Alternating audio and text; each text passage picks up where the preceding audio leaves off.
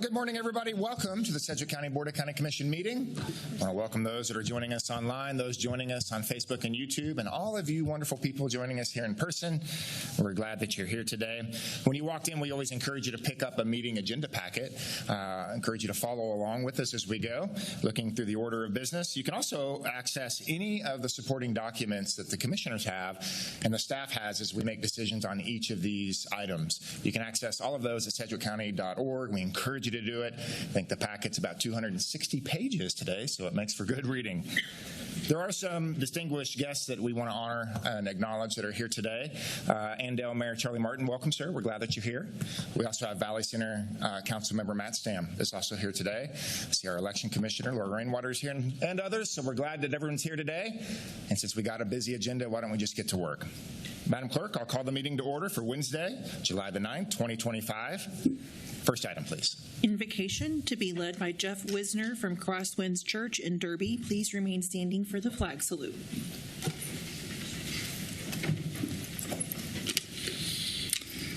Let's pray.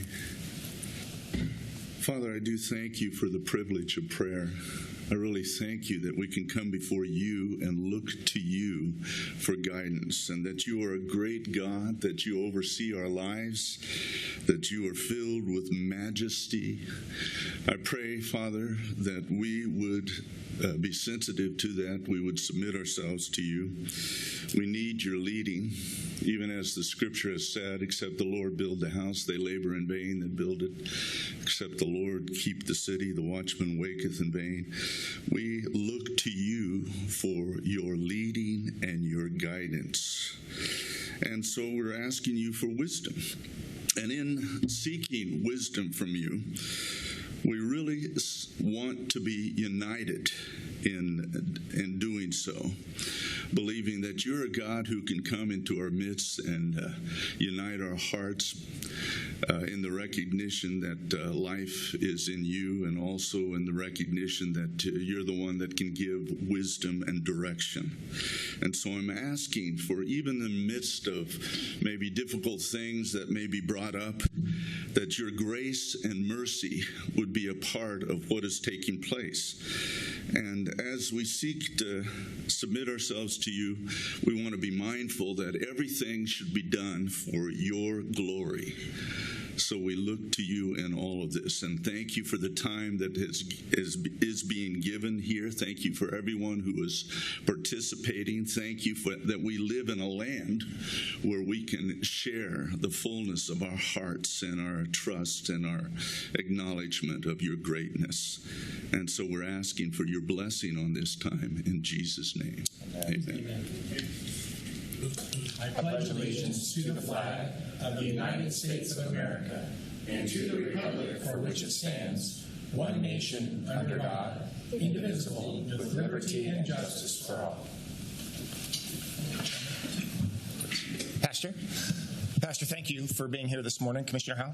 And I just want to say, thank you, Chairman. I just want to say, Pastor Wisner, I just want to tell the world that you've ministered to me personally, and I want to say thank you for your care this morning. It was a great prayer. We certainly need wisdom and need divine help, if you will. But you ministered to me when my mother died back in September of 2019, and you officiated my mother's funeral. So I've never forgotten your great care to me and my family.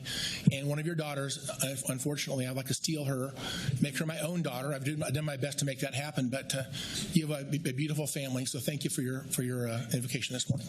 Yeah, Pastor, thank you, sir. Grace and mercy, novel concepts. Madam Clerk, next item. Roll call. Commissioner Bluebob. Present. Commissioner Wise. Present. Commissioner Howell. Present. Commissioner Meitzner. Present. Chairman Beatty. Present. Next item, please. County announcements. Hey, good morning, Nicole. Good morning, Chairman and Commissioners. Nicole Gibbs of Strategic Communications. We're going to start off with good news today. South Central Kansas had a great representation at the 2025 International Paris Air Show that was held June 14th through the 20th. Anissa Red is here from Finance to give you a quick recap. Hey, Anissa, good morning. Welcome. Good morning, Chairman and Commissioners. Anissa Red, Economic Development Analyst with the Division of Finance. Today I'm here to share a brief summary of Commissioner Meitzner and I's recent trip to Austria and Paris.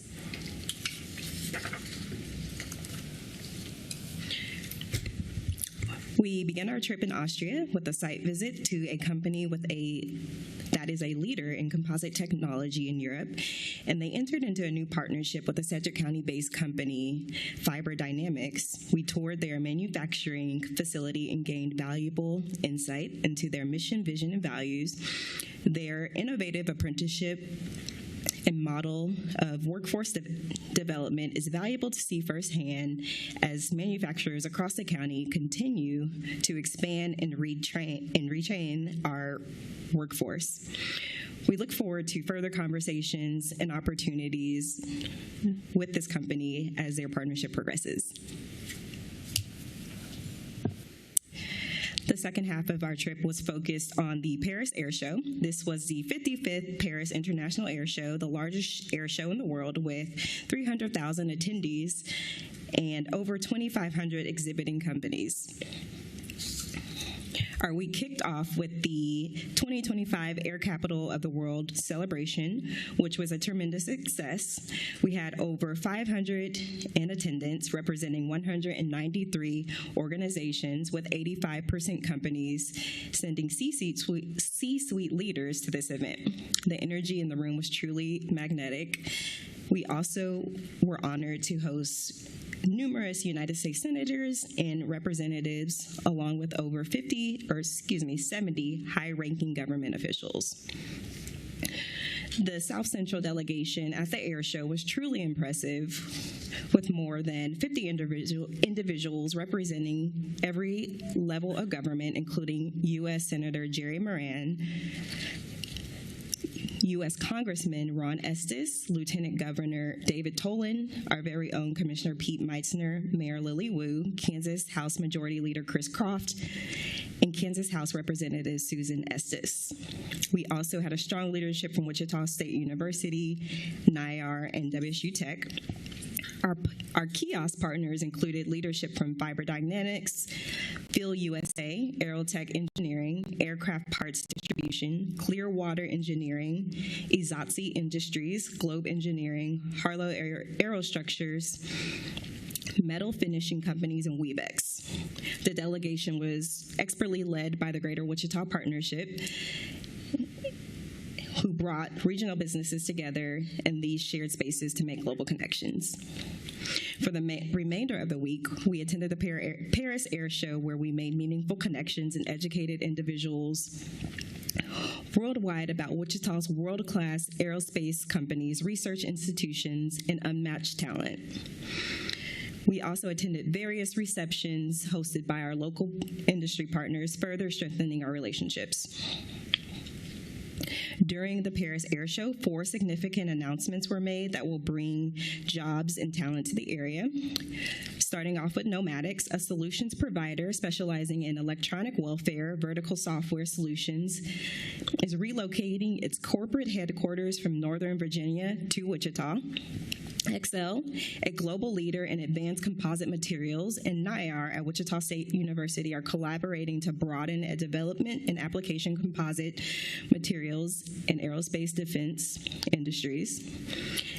And Fiber Dynamics, a Wichita-based leader in aerospace composites, and Austrian engineering company Phil, announced a strategic partnership to expand advanced composite manufacturing capabilities that represents a significant step in reshoring manufacturing and strengthening America's aerospace supply chain.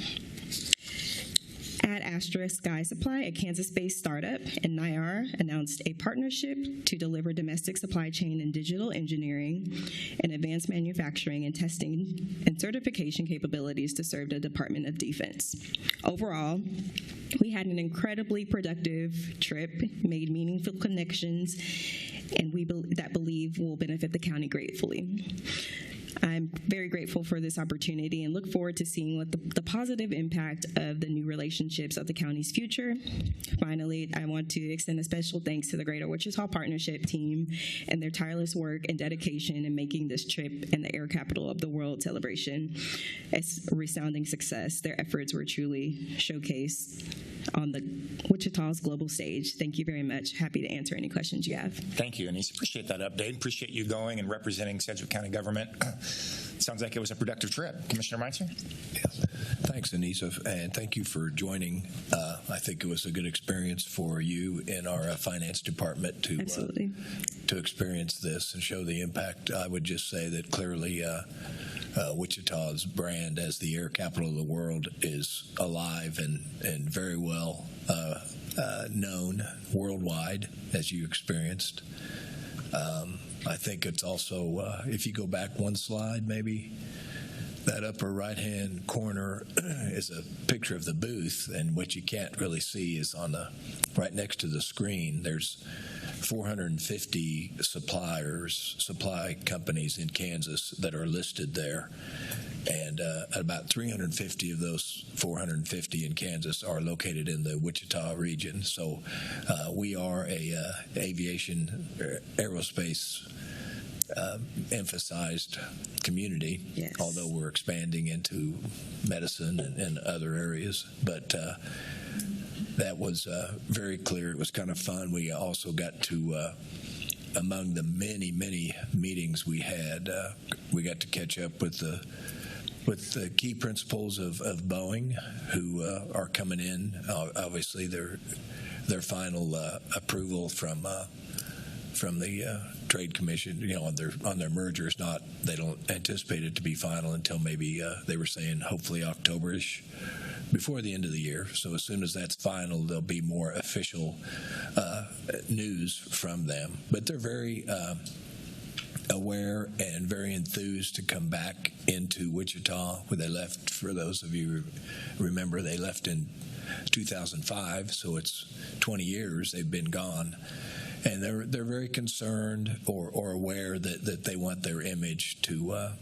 They feel like their image was probably damaged a little bit in 2005, but we help reassure that we're kind of a pretty good forgiving and adjusting community. So they're going to come in full blast with they've already met with a lot of the Spirit management, and then even broadcast some stuff to the Spirit employees, and they feel like they're being received pretty well. But they are. It was a really good. One of the key players was. Is in Seattle, but he was a engineer at Wichita State. He has a good relationship with Dr. Muma, the president of Wichita State, and so there's some good synergy there. And it was also good. One of your announcements, you mentioned that company is Tom Gentile, who left Spirit a couple years ago, maybe. Yeah. And that company, I think, is up in Connecticut, I think. And anyway, he's the one that's spearheading a relationship with NIAR to have some investment in this future of the Mini. But Anissa was able to participate and witness some of these meetings. And Senator Moran and Secretary David Tolan, who's more was the Secretary of Commerce as much as he was the Lieutenant Governor. He was very active, and then Ron Estes, of course. And I just can't thank the Greater Wichita Partnership for all they do to organize all these meetings, coordinate us to be even transportation, hotel to the place, tell us where we need to be and what time and who we're meeting with. And Andrew Nave and his staff just did they do a phenomenal job, as you witnessed, Anissa. Absolutely. And so anyway, it was well worth it. I'm very happy, and thank you for and the commissioners, thank you for supporting myself to be there to help represent the community with Mayor Lily Wu. And so thank you, and just thought that you all would like to know that we're out there selling the Wichita and Sedgwick County brand worldwide. So thank you again. Well, thank you, Commissioner, and Anissa, thank you also. I want to also extend a special thank you. You mentioned GWP. Congressman Estes was instrumental and on site. Senator Jerry Moran is the organizer of much of this. He actually hosts the Air Capital of the World reception, and he told me that they had 10 U.S. senators there, right, 12 United States congressmen there, the NASA director was there, and the Secretary of Transportation was all there in Wichita's booth. So this was quite a show. That that picture there on the lower left is Senator Jerry Moran with the National Transportation Secretary. Yeah. So this is very competitive, very competitive, and they're putting their best foot forward. So thank you, Commissioner, for being there. Anissa, thank you, and I appreciate the update. Yes, thank you very much.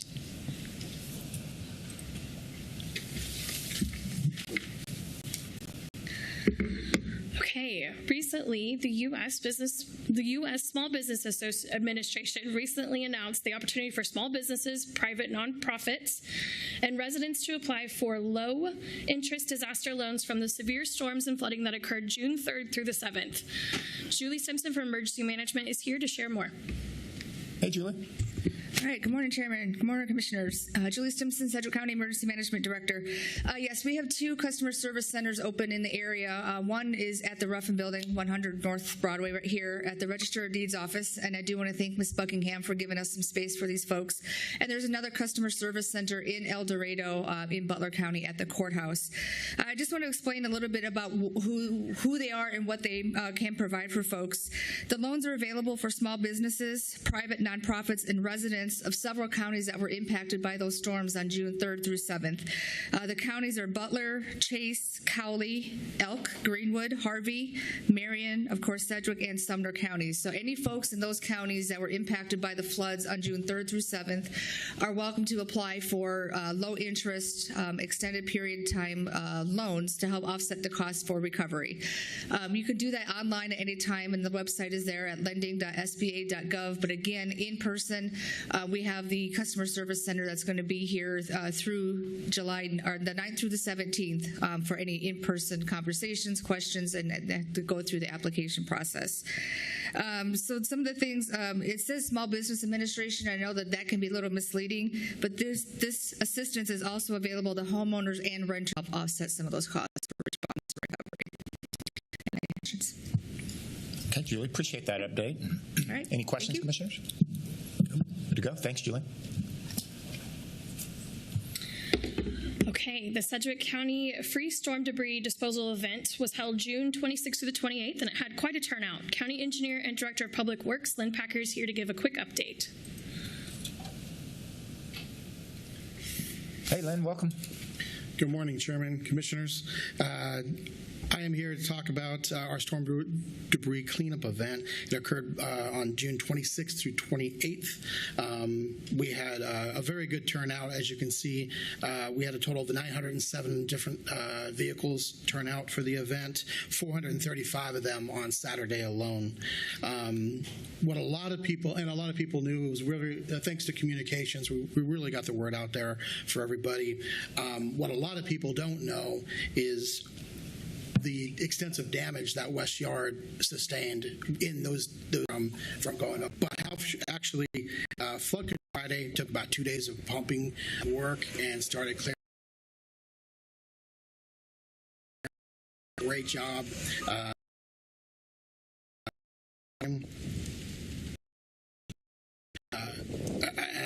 I think everyone who was there really appreciated what we had to say. We had nothing but positive comments. Very few people tried to push the limit. We had a couple mattresses and an appliance or two show up at the bottom of the pile of the truck. But they were very good once we told them we couldn't take those types of debris.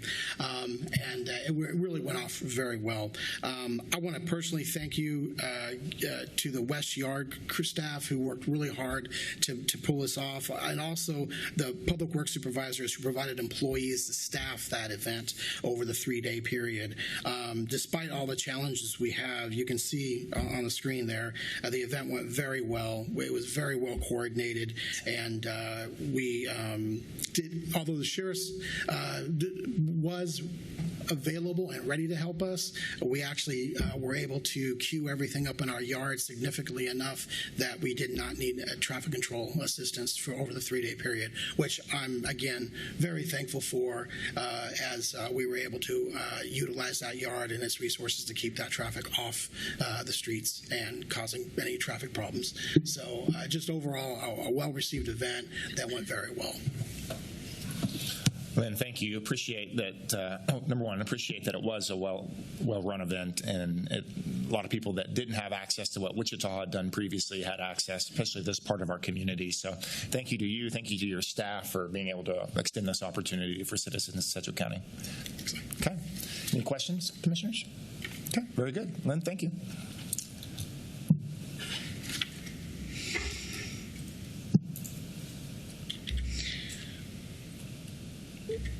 Okay, the 2025 primary election is just around the corner. Elections on the ballot include Wichita City Council District 1, USD 259, Wichita Districts 1 and 5, and a special local sales tax election for the city of Mays. Here's some upcoming dates to keep in mind. July 15th, which is next Tuesday, is the last day to register to vote. And July 16th, advanced voting by mail begins. And with that, I'll stand for any questions. Okay, looks like, Laura, your team's going to be busy in August. So. Commissioners, any questions, comments on the county announcements? Okay, seeing none. Nicole, thank you as usual. Appreciate it. Thank you. Okay, Madam Clerk, next item, please. Public agenda. Okay, we do have a few people that are signed up for public agenda. When I call your name, you're welcome to come down here to the podium. If you just state your name and address for the record, our friendly county clerk will give you 5 minutes, and she'll let you know when you're finishing up. We will make some special accommodations as well. So the first one on the list is Lisa Veda, and you can just stay there, Lisa, and we got a mic for you right there. So. Thank you. I want to thank you all for your community leadership, first and foremost.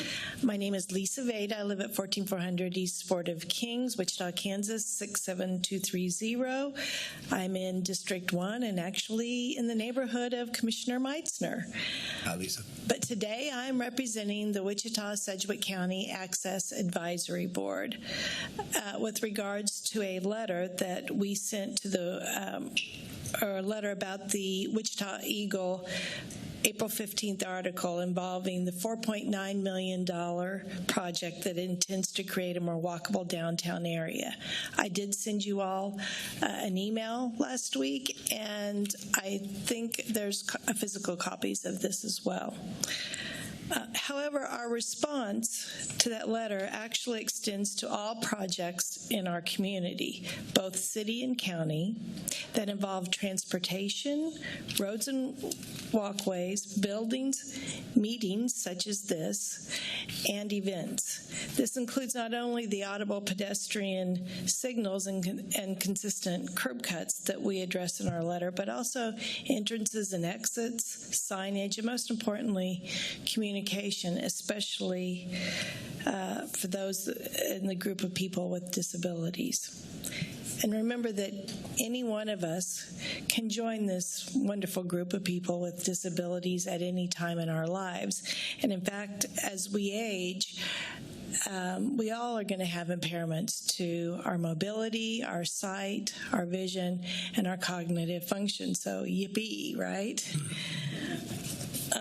We hope you understand that while probably not intentional, limiting safe access conveys the sense that certain groups of citizens are not wanted, needed, or valued in our community. So if we ensure that our city and county are accessible, this ensures that our city and county continue to grow and thrive. Our local author, Sarah Smarsh, wrote in her book, Bone of the Bone. I don't know if you've ever read any of Sarah's stuff, but she's a great author, and she's from the Wichita area. She said that the division in America today is not political, but between what is discussed in powerful rooms and what is understood in the field. And I will tell you that as a person in the field, that just getting here and presenting at this meeting is a huge challenge between the walkways, the doors, the security, the stairs. It is a challenge. But as Lin-Manuel Miranda said in Hamilton, I want to be in the room where it happens. So I'm making two requests today. First of all, that you look at the list of the Wichita Sedgwick County Access Advisory Board members that you all have appointed. In fact, do this for all your boards to make sure that all of those vacancies are filled, that that you make sure that there are no vacancies whatsoever. Also, please read the board minutes, communicate with your appointees for all your boards, and consider our input when making decisions to make our wonderful community more accessible sooner rather than later. Thank you. Lisa, thank you for your comments. Commissioners, any questions? Commissioner Meitzner. Thanks, Lisa, for being here. Thank you for serving on this board. And you're representing in a really professional and respectful way of communicating from your board, from that board, the concerns to us as commissioners. I assume you all are doing the same with the city, at the city council? We'll be there next week. Okay. Yeah. I think there's also going to be, this is the 35th anniversary of the ADA. Oh, okay. So I think there's going to be a proclamation at the city next week. Okay. All right. Very good.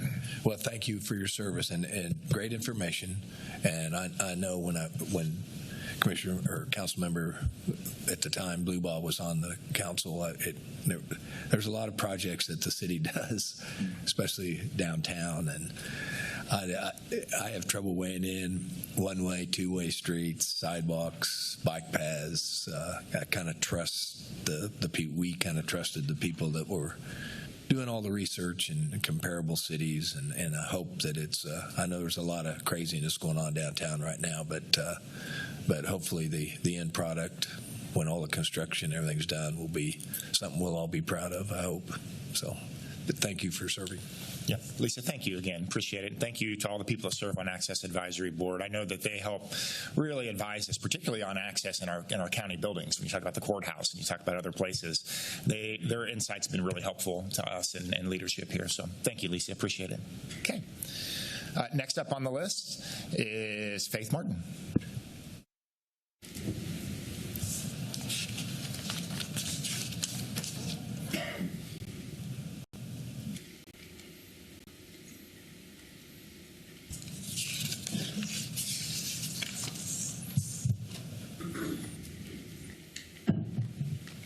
Well, good morning, Faith. Thanks for joining us. If you can just give your name and address for the official record, we'd appreciate it. Faith Martin, 608 South Drury. I'm in District 5.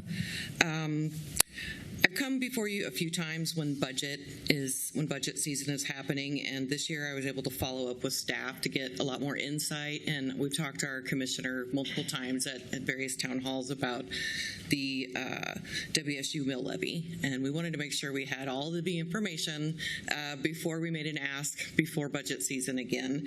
And I hope all of you have this document from staff breaking down the mill levy. But basically our ask is that if we're going to continue to fund that, our fear is if we don't pull in all the taxes that we say we're going to pull in, we will have to pull out of other pockets of budget to completely fund that mill levy, which is partially debt service, and then you saw the list. There's a lot of other things in there.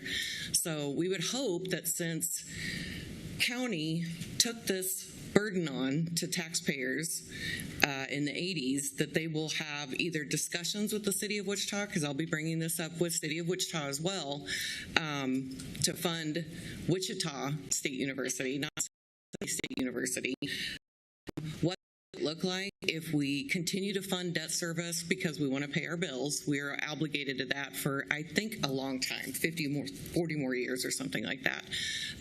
But let's have discussions about clawing back some of that mill and putting that burden in the City of Wichita where it initially was mandated by state law. And I believe it takes a simple majority for Sedgwick County to do that. So my ask is, as we look at the almost $12 million that we would be obligated to for WSU, and then we're talking about cutting, we've already cut PBS, we want to cut services to Exploration Place, the zoo, transport to Oaklawn. There's a lot of things we want to pull from, and I'm fearful that we would be funding something that we could easily claw back $7 or $8 million to fund some of these things that taxpayers care about. Thank you. Okay. Faith, thank you so much. Appreciate your comment. Commissioner Howell. Thank you, Mr. Chairman. Every time you come up here, this happens. Anyway, I just want to say thank you for your comments, and you're right, we have talked about this a lot. One thing I've learned since we talked about this last time is if the county was going to make a change, we have to provide this to a WSU by, I think, sometime in May 1st, I believe.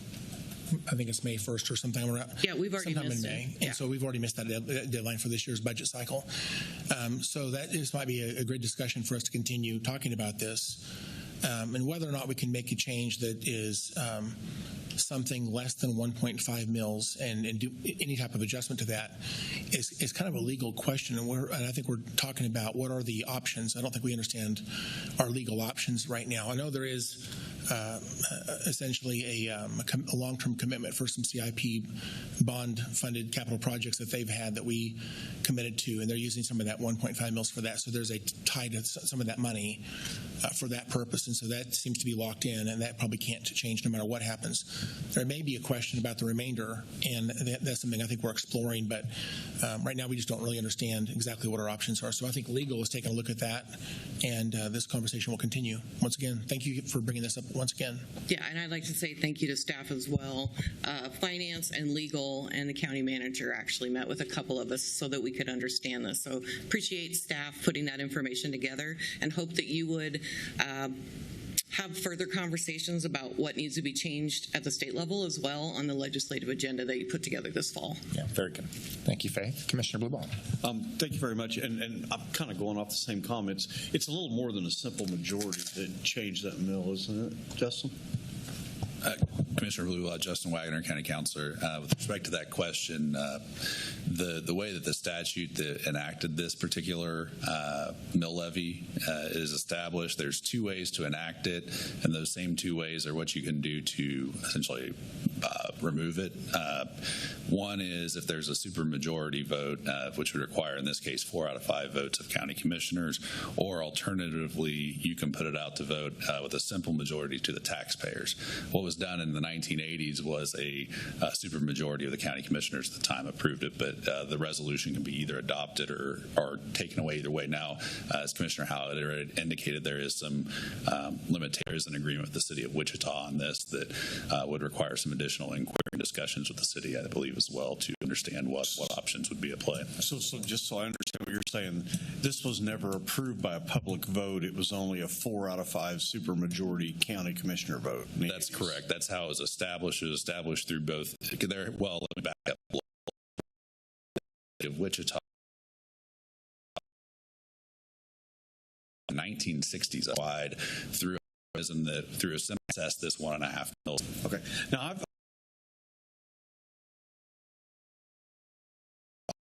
we made it to legislature. I don't believe that's true. If true. you could maybe. She has a good understanding. Now, it's still clear. I've heard so many different things. First time I've ever heard it was a city vote, but it was just, or a public vote for the question that I think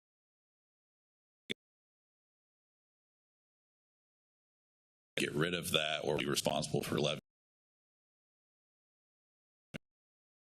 I'm not sure if that Wichita would probably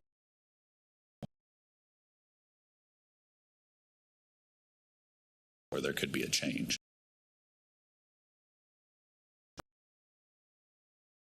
Okay. Yet to see.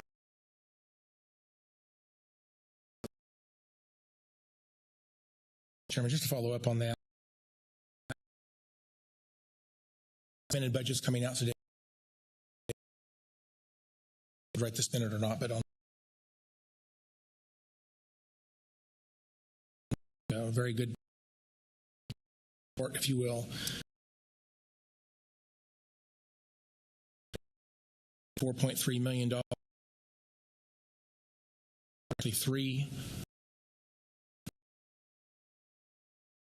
the total this in the 20.711 million. Actually, almost anyway, $12.71 million. If you subtract out the $4.3 million for those projects, that leaves about $8.4 million that's kind of up in the air. And again, whether we can make this change or not. So I think the previous comment from our counselor, even if we did do that, I think unless Kansas changed the law, Wichita would have to levy the tax if Sedgwick County doesn't levy the tax. And so it might impact their budget as well.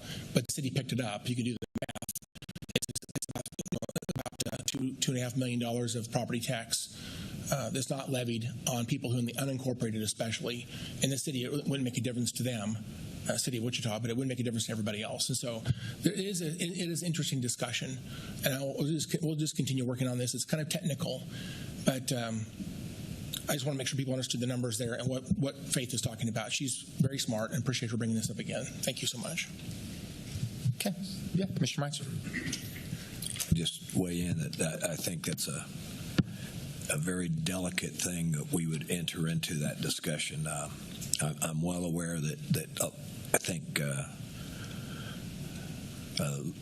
large, one of the majority parts of that mill goes to scholarships, and that includes scholarships to all Sedgwick County students. And no mill impact to them. Then the remaining outside 400,000 would have no longer have potentially like scholarships available, things like that, because it's just city. So there's a lot of unintended consequences that could come from this dialogue. And that's just one example. So I just think I don't mind the dialogue, but it's we need to be really careful about it, I think. Thank you. Okay. Appreciate the conversation, Faith. Appreciate the public comment. We also have Mayor Charlie Martin on public comment. We're going to wait until the line item with the island annexation or the unilateral annexation for ANDALE. So we'll wait and hold you there. So that's it for those that have signed up for public comment. I'll make a motion to receive and file public comment. Second. We have a motion and a second. And Lisa, I'll make sure that your letter is also included in the public record. Okay. We have a motion and a second. Madam Luba? Aye. Commissioner Wise? Aye. Commissioner Howell? Aye. Commissioner Meitzner? Aye.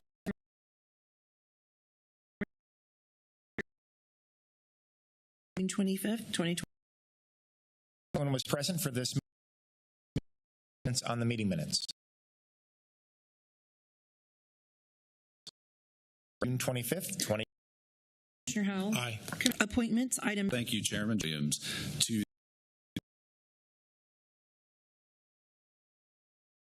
recommended by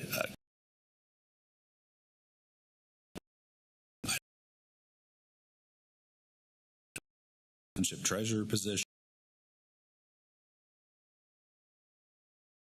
is in the 4th district. Item D is a resolution.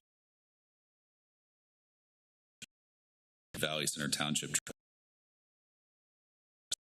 by Chairman Beatty. The recommended 3 resolutions. Okay, if you're following B, C, and D. If you are here to be appointed today, our county clerk is here and can swear you in, and we'll receive some comment from you as well. Why don't we, I'll make a motion here, and then we will do the swearing in. We'll allow them to comment, and then we'll comment as a group or ask any questions as a group. So looking at items B, C, and D, I'll make a motion to approve and adopt the resolutions in all 3 items. Second. We have a motion and a second. Madam Clerk, please call the roll. Commissioner Blubaugh? Aye. Commissioner Wise? Aye. Commissioner Howell? Aye. Commissioner Meitzner? Aye. Chairman Beatty? Aye. Okay, is anyone here on items B, C, or D that would like to be sworn in? Oh, right there. Yeah.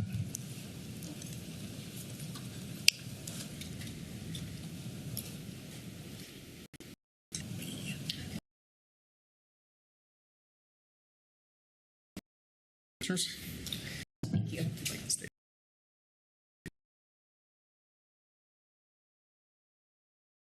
And the Corrections Board, just how important it is. Would you mind just, any opportunity I get to advocate for these things, I just want the public to know. What's CASA? So CASA stands for Court Appointed Special Advocates. What we do is we train and certify volunteers in the community to go and advocate for our children who are in foster care.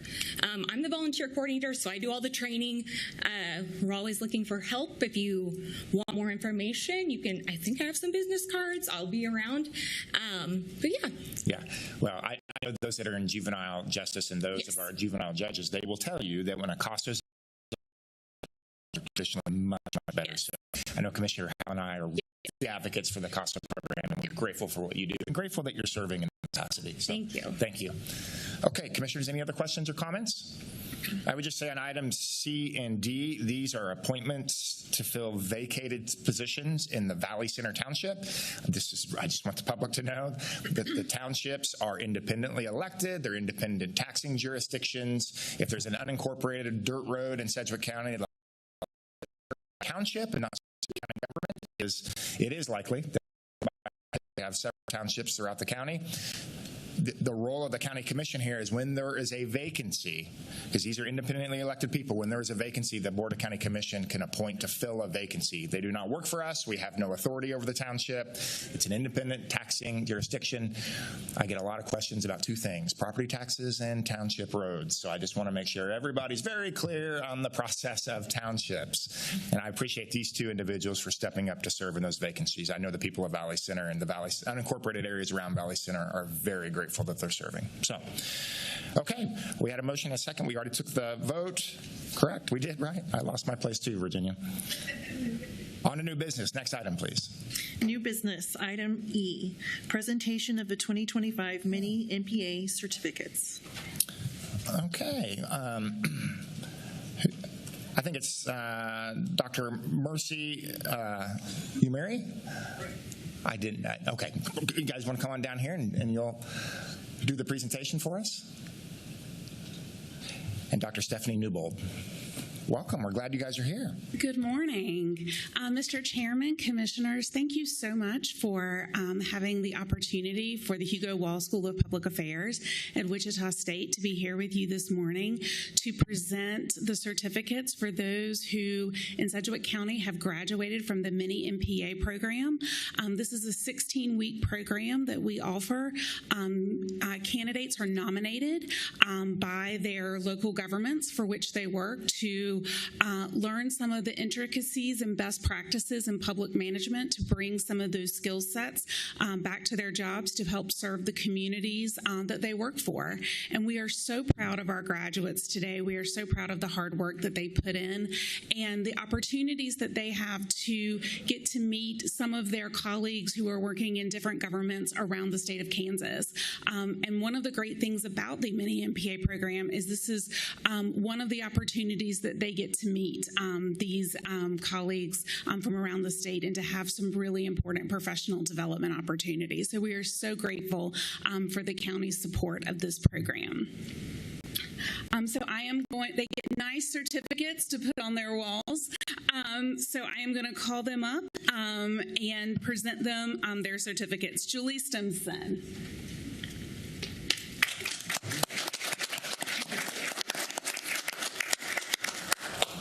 Speech.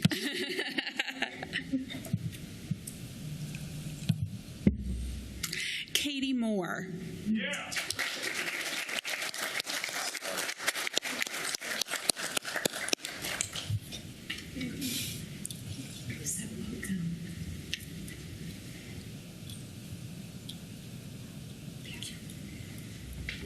Rick Riggs.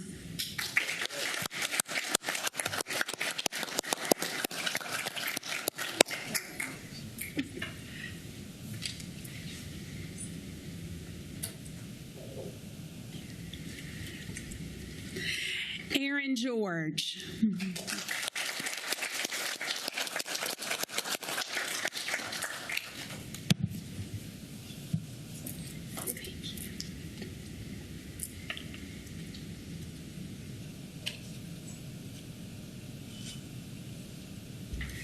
Carla McDaniel.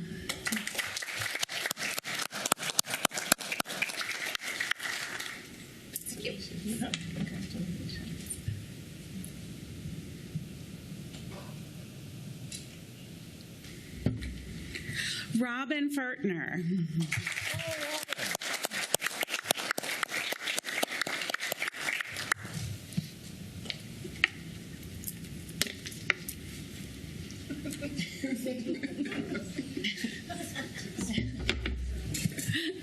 Ray Mann.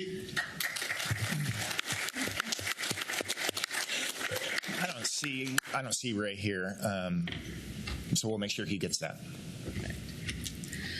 Sasha Teal.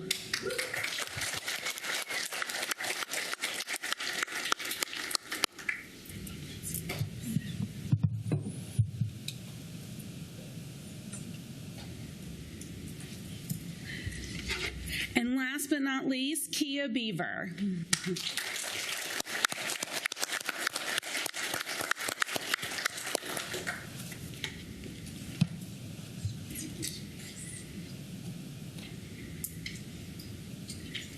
Congratulations to all of the Sedgwick County mini MPA graduates, and thank you again for allowing us to be here. Well, congratulations again. Yeah.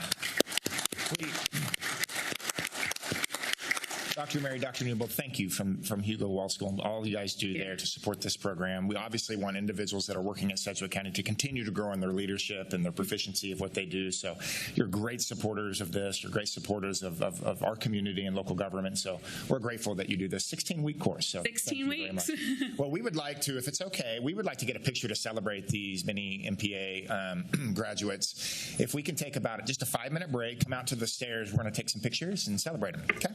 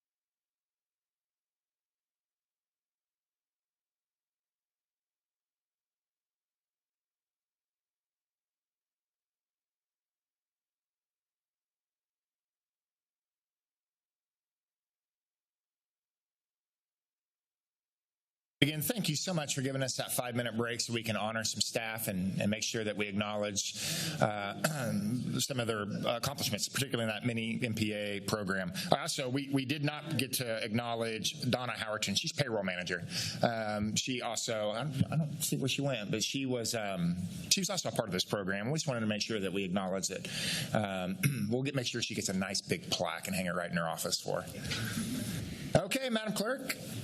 Next item, please. Item F, ZON 2025-00017, zone change request in the county from IP-A Industrial Park Airport to GC General Commercial with protective overlay number 454, generally located on the west side of South Rock Road and within 1/2 mile north of East 47th Street South. Very impressive, Clerk. Mr. Scott Wadle. Good morning. Scott Wadle from the Planning Department, here to present this item. So as you heard, the applicant is requesting to rezone the subject site from IPA, which is Industrial Park Airport, to GC General Commercial with a custom protective overlay. A quick note about some resources. I've distributed a table that shows land uses that, 1, are allowed by the current zoning, 2, are requested by the applicant, 3, are included in a revised request by the applicant, which was verbally indicated by them during the MAPC meeting, 4, those uses that are recommended by the MAPC, and 5, those that are determined to be compatible by McConnell staff. So that's the large 11 by 17, and there are copies for folks up on the table if they're interested. So a couple notes about that table. Please note that the uses identified by McConnell staff were shared with planning staff following the MAPC meeting. Also, please note that in addition, the table distributed is the same as was made available late yesterday. It has been updated from prior versions, including the table that is attached to the staff report. The changes include correctly identifying the uses for each category, and that the MAPC is recommending that the permitted commercial uses be the same as those currently allowed in the Industrial Park Airport zoning district. The previous versions had listed specific uses. This has just simply been updated to say, hey, it's the same as what's currently allowed. This table was briefly reviewed by the applicant's agent and McConnell staff yesterday, so they had a short window of time to look over it, but they did provide some comments back on that one. So with that, some quick notes about the request. So the applicant has indicated they're requesting the zoning change in order to allow for additional uses at the site. The distributed table helps to illustrate what those uses are and what's currently allowed. In terms of the property, as you can see here on the graphic, the site is generally located to the north and west of the intersection of 47th Street and Rock Road. The subject site is just under 40 acres in size. It is zoned Industrial Park Airport. It is currently undeveloped. It is platted and currently in the process of being replatted by the applicant. The next step in that platting process will be submission to the Board of County Commissioners to consider any dedications. So a couple of notes about this property. The property is undeveloped, and there's been some questions about whether construction is taking place at the site. County staff just recently, as in yesterday, shared that construction is not taking place on this site. In fact, the construction is occurring on a nearby parcel to the south of this location, and I will show you a graphic in this PowerPoint of where that location is. So there have been discussion about earthwork and flat work taking place. That is actually a property to the south, but it is for, my understanding, a very similar use to what had been proposed at this site, so hence some of the confusion. So I will show you a graphic where that is. So in terms of context, properties to the north are zoned IPA and Air Force Base and are developed with McConnell Air Force Base. There's also some property in agricultural use and a single-family dwelling as well. You can see the aerial here. Here's the zoning map to show those different uses. So the dark gray is, of course, the Air Force Base, and they have a specific zoning district, and then the purple is the IPA zoning. Property to the south is zoned IPA and in use as agricultural land. Properties to the east across South Rock Road are zoned rural residential and are developed with single-family dwellings. Property to the west is zoned Air Force Base and is part of the McConnell Air Force Base. All the properties in this area, with the exception of the Air Force Base, are located within the Air Force Base overlay, which is a protective overlay district, which limits new structures to a maximum height of 25 feet. So with that, that's the context, and I'll flip real quick to the zoning map so you can see that again. So in terms of the staff report provides information about development standards and a review of the proposed rezoning and recommendations from community plans. One of the community plans is a joint land use study, and here's what that looks like with this blue cover. This plan was undertaken by Sedgwick County, Derby, Wichita, and McConnell to help solve problems and prevent future ones. That was completed the date on it is May of 2005. In 2007, Sedgwick County and the City of Wichita amended the Unified Zoning Code in order to help implement that study. This effort created the Industrial Park Airport Zoning District and rezoned the area south of the Air Force Base between Clifton Avenue and Rock Road to that IPA district. And that's what you see, again, in that pink/purple color. The intent of the proposed rezoning was to encourage future land uses that are more consistent with federal land use compatibility guidelines, which list uses compatible with the Air Force Base, based on proximity to flight paths and noise contours. The land use compatibility guidelines determine that residential uses of an urban level of density are not compatible with the operations of the Air Force Base, while industrial uses such as those permitted by the IPA zoning district are the most compatible uses with the operations of the Air Force Base.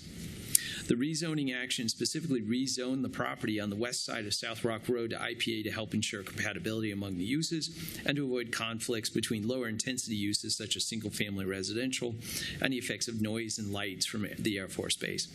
It is determined through the joint land use study process that the uses in the IPA district were the most compatible in close proximity to the Air Force Base. So just some background on why this zoning district happened, why it's unique, and why it's in this location.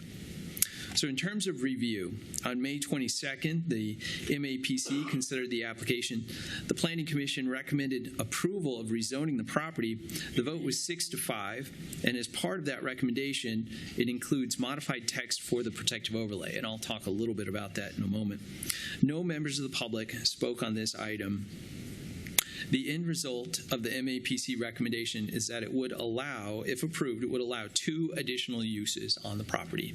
And those are storage outdoor and vehicle storage yard. And that's what's illustrated in the table. And again, I'll go through some slides to show you that. The Citizen Advisory Board for CAB 5 does not hear zoning cases, and no protests were received for this case. Therefore, the zone change request can be approved as recommended by the Planning Commission with a simple majority of 3 of 5 votes. So the recommendation coming to you from the Planning Commission is to adopt the findings of the Planning Commission, approve the zone change request, authorize the chairman to sign the resolution, and authorize the resolution to be published. Alternatives include the following. You can override the Planning Commission recommendation, adopt alternative findings, and deny the application. That would require 2/3 or 4 out of 5 votes. Likewise, you can return the case to the MAPC for further consideration with a statement specifying why it's being sent back. That would require a simple majority or 3 of 5 votes. In terms of attendance, a couple quick notes. The agent for the applicant is here today. Kirk is joining us. And then in addition, we have staff from McConnell Air Force Base here as well. And so Kennedy is in attendance. So with that, I'll take you through some of the graphics. So here's the aerial that you've seen. Here's the zoning map showing the different zoning districts.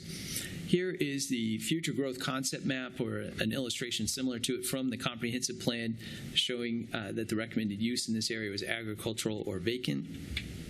Here is the urban growth areas map from the comprehensive plan, showing that this is in the City of Wichita's urban growth area. This is the urban areas of influence map from the zoning code. It does not show an area of influence for the City of Wichita because of the joint planning commission between the county and the city.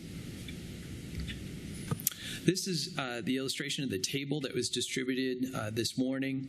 So again, it shows the columns of what's allowed right now under IPA, what the original request was from the applicant, what the applicant's revised request was verbally at the MAPC, what the MAPC recommendation was, and what the McConnell staff analysis of the most suggestion of some more compatible uses or most compatible uses were. I'm not going to highlight too much on this except for to point out that the MAPC recommendation differs from what exists at the property right now, what is currently zoned in this area, which is under the industrial category. And you'll notice there are two uses that are bolded there. That is storage outdoor and vehicle storage yard. Those are the two additional uses that they are recommending. So with that, I will take you through some of the photos. So this is looking across the street. This is looking up Rock Road to the north, to the south, looking at the property itself. Now this is an illustration that shows the property. So this is up in the north, you'll see Makers Park Addition. This is a graphic provided by MABCD. This shows the property that's under consideration right now. And then if you go 3 properties to the south, this one highlighted in red is where the construction is taking place. Okay. So this is new information. We learned this yesterday, so got that sorted out. Okay, so with that, I'll stand for any questions. Okay, very good, Scott. Appreciate the briefing this week, and also appreciate this preview. Before we get to questions with you, Scott, I want to give commissioners an opportunity to publicly acknowledge if they've received any ex parte communication. We'll start at the end and work our way down. I have not had any ex parte communication. And I have not had any ex parte communication that I'm aware of. Okay. Also, myself, I have had 0 ex parte communication. I remain open-minded, looking at the facts of the case. I have not had any ex parte communication. And, Mr. Chairman, I did have one brief, short phone call from the developer asking me about the process, and we briefly spoke, and I just referred him simply to staff and said we would take this up today. So, again, I'm completely neutral in this case as it comes before us today. Thank you. Okay. Okay, any questions? We will open up a public hearing to be able to hear from, we have guests from McConnell that are here today. We also will hear from the applicant's agent and anyone from the public. But before we open up the public hearing, do we have any questions for staff, for Scott in particular? Commissioner Howe. Thank you, Chairman. Just want to be clear, the approved land use chart, was this already adopted and approved? Is this current? Or is this something we're doing still? This is just for illustration to help with the complexities of this case. So all it is meant to do is just to reflect what is allowed currently, what has been requested at different stages in the process, what has been recommended by the MAPC, and then also an analysis that was done by McConnell staff. So this is not a document that needs to be adopted at any time? No, sir. Okay. And then I had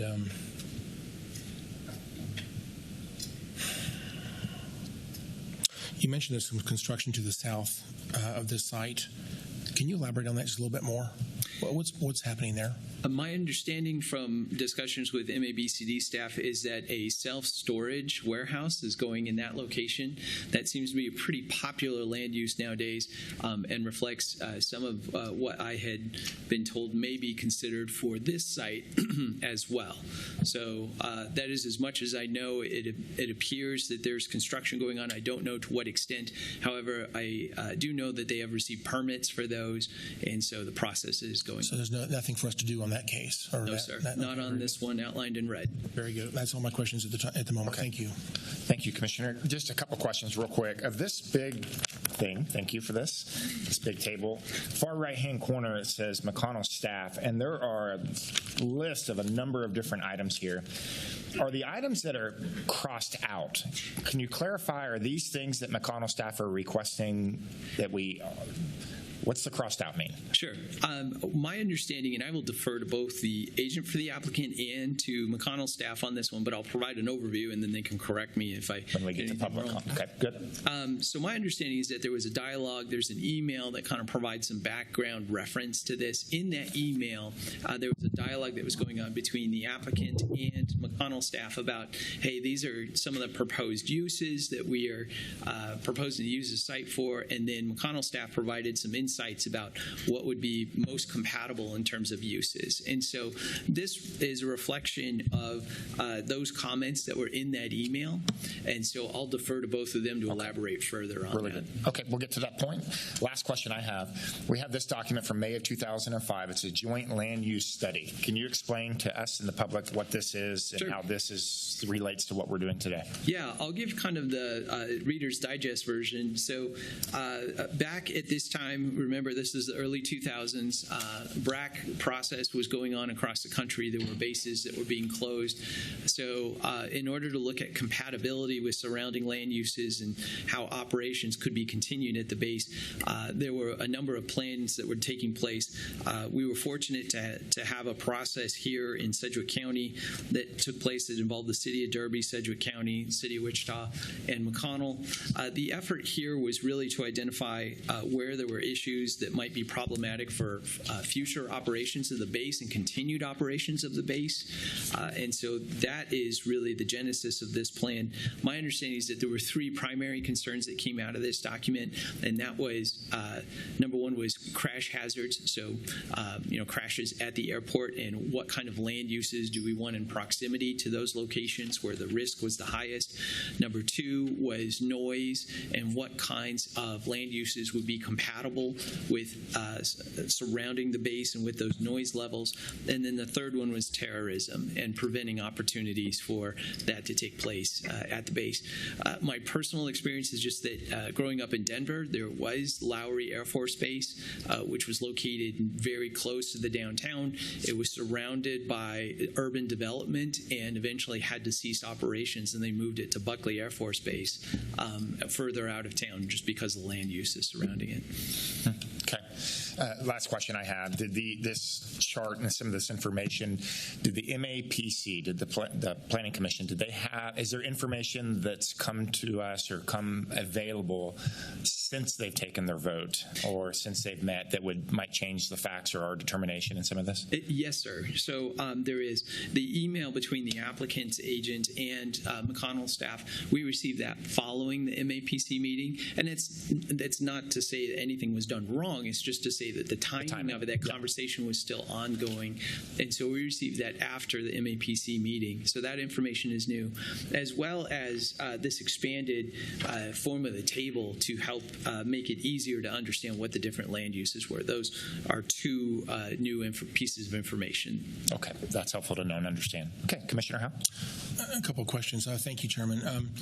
Initially, MAPC had, I guess, made a recommendation to deny, but that was based on not having that information from McConnell Air Force Base, I understand. Is that correct, Scott? We had a prior email from McConnell which was shared with the MAPC. They just did not have this expansive one that had the individual uses listed. The discussion at MAPC really was, yes, there was a motion. That was the first motion, was to deny this zone change request.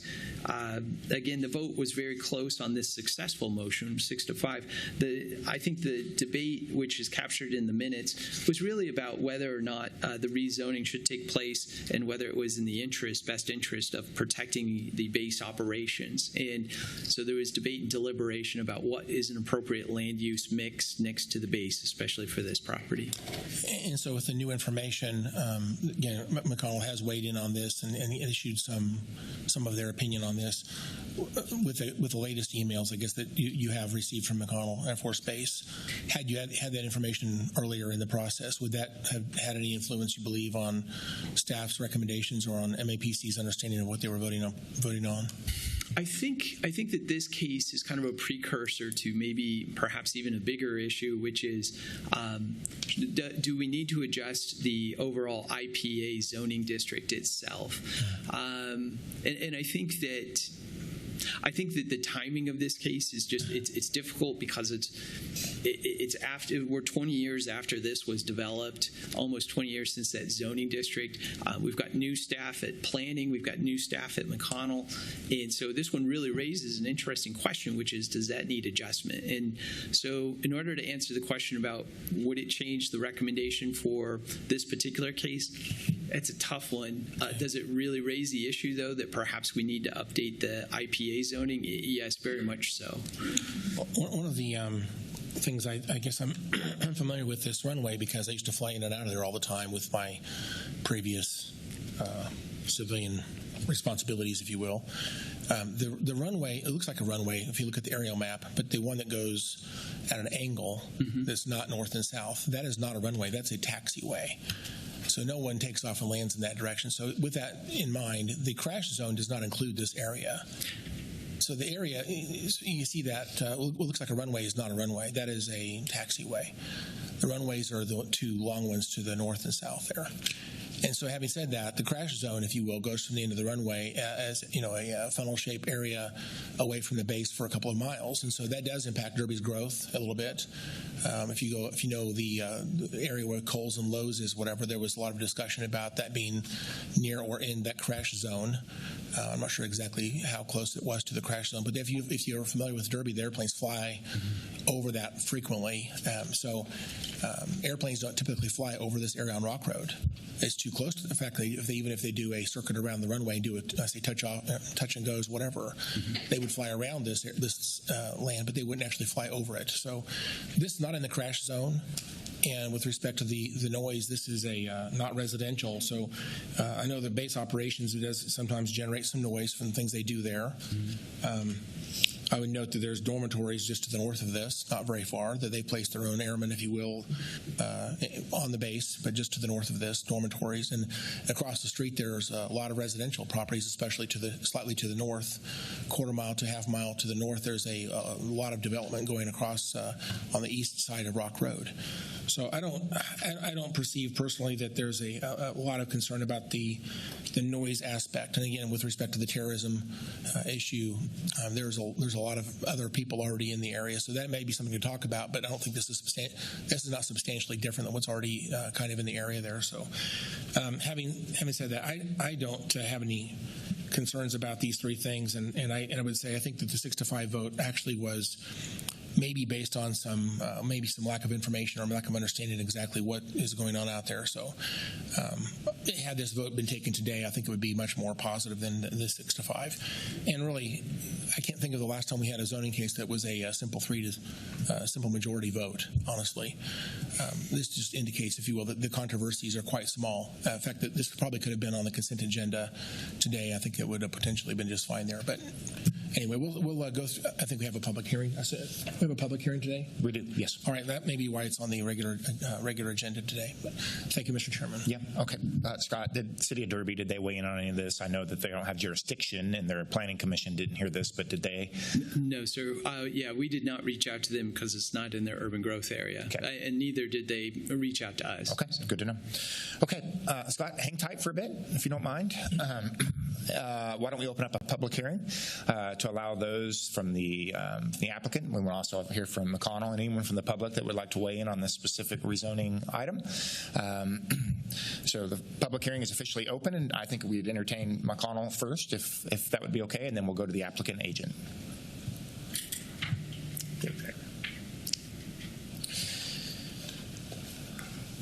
Okay. Well, welcome. If you can just give your name and your title, maybe that would be helpful for the record, and our county clerk gives 5 minutes. Thank you. Good morning, Chairman. Good morning, Commissioners. Thank you for having us today. My name's Kennedy Dunn. I am the community planner for McConnell. I've been here just shy of a year now, so I'm still getting my footing with everything, so please bear with me in this. As this is my first time meeting everyone, just a little quick on my background introduction. What did I have? I have a master's in city and regional planning. I worked as a county planner in Georgia for a year, and I served in the South Carolina Air National Guard for 6.5 years. So I got a little bit of experience with this and a little know-how. To speak on this property in particular, Commissioner Howell, to address your concerns with the noise, our main concern, you're right, is not the airfield and the noise contours from that, but it stems from our EOD range, which is directly next to this property. I brought a little map that shows that. If I only have one. I'm sorry, but I'd be happy to share. That's okay. Well, if you just make sure Scott has it, we'll make sure it's added to the record. And then. So just the previous one. Okay. Do you want me to pass it? Yeah, that'd be great. That'd be helpful, Scott. Yeah. So that just shows the noise contours produced from the EOD range in that area. And as you can see, it touches into the property, with the main one being that upper left corner, which in our air installation compatible use zone is a plan that we're currently underway right now. McConnell is. It's kind of like a supplement for the joint land use study. We're working on that and the final steps of it. We're hoping to have that final draft here by the end of the year, and there will be an event, a release event for that we would would love to extend an invite to you guys to attend. Again, that's still very in the works right now, but that is where that map comes from, and I have a couple more I brought.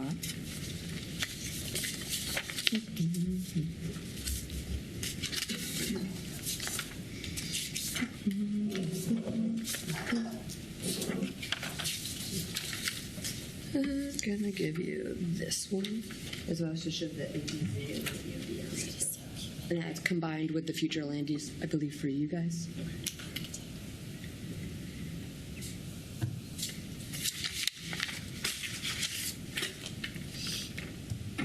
Pretty much to summarize, McConnell's main issue is that, as been stated, we don't want any residential there. With this EOD range just being so close, it would be a common disturbance for the residents.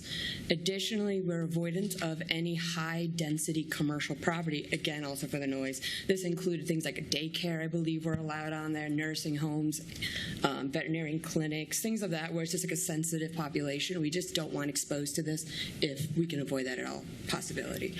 And I wanted to apologize for missing the MAP originally. I was recovering from a surgery at that time, so I was not able to attend. Otherwise, I would have been there to speak on this matter.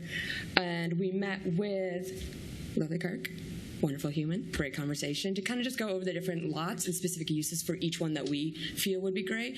So if you look on the big tab, you can see the lots are in parentheses for which ones specific lots for specific uses. Just to give a little bit more information on that. Okay. And specifically, Kirk spoke about garage condos being one of the main things that they're interested in. So I did a little look into that, as I couldn't find any specifically in the land uses in your zoning code here. So I reached out to Derby Planning, because I know they have one not too far away. I think it's My Extra Garage, and they categorized it as warehouse storage. So that's why we included the self-storage additionally on our recommendation uses, because it's, again, something we're completely fine with. It's a low density type of situation. Okay. Most of our comments about it. Okay, Kennedy, first of all, thank you. Thank you for the presentation. Thank you for your service, and welcome to our community. We're glad that you're here. We're going to have a couple questions and comments. If you hang tight real quick, we'll work through these. Commissioner Meitzner. Kennedy, welcome to Wichita. What does EOG stand for? EOD is explosive ordnance detonation. I'm sorry, say it again. Explosive ordnance detonation. Oh, EOD. EOD. Okay. They usually go off, I think, a couple hundred times a year. And that's that dot that you showed in that's where that's at? Yes. Okay. It's frequently used. They send out usually a notification of these detonations when they have prior, but again, it's not weeks out. It's day of, you find out. So just one of the things that we're worried about. My neighborhood experienced some ordinance just last weekend that was going off. Anyway, EOD, that's what I'm going to call them. Hey, respectfully, are you familiar, Kennedy, with the joint land use study in 2005? It is not my strong suit, I'll be honest. Okay. It's just we've been working on the AQs so much that's been more taking place of that. And to summarize, the AQs is more focused on noise contours and then compatible uses, both on and off base for that. And that's the study that you all are doing as McConnell with county or planning group, or just McConnell it was a third people? Party, correct? Is there a third party? Yeah, we have a third party who's been conducting it. They performed all the research. And I believe they reached out to the planning department in Wichita and Derby, and some of that information comes from that. And so you mentioned that would be coming up in hopefully by the end of the year? Yes, we just finished our 100% draft. It's getting its final review. Okay. And would that technically replace this? Scott, you're saying no? Okay. Sir, I think that will be some technical information that will help to kind of supplement this. But update it. I don't think that it would fully replace this one, because I think this one has more of the strategies and actions going forward. I think of this one is the ACUs is potentially more technical information. All right. Kennedy, just this was done in 2005, and I was part of the city council back in 11 and 12 with Congressman Mike Pompeo.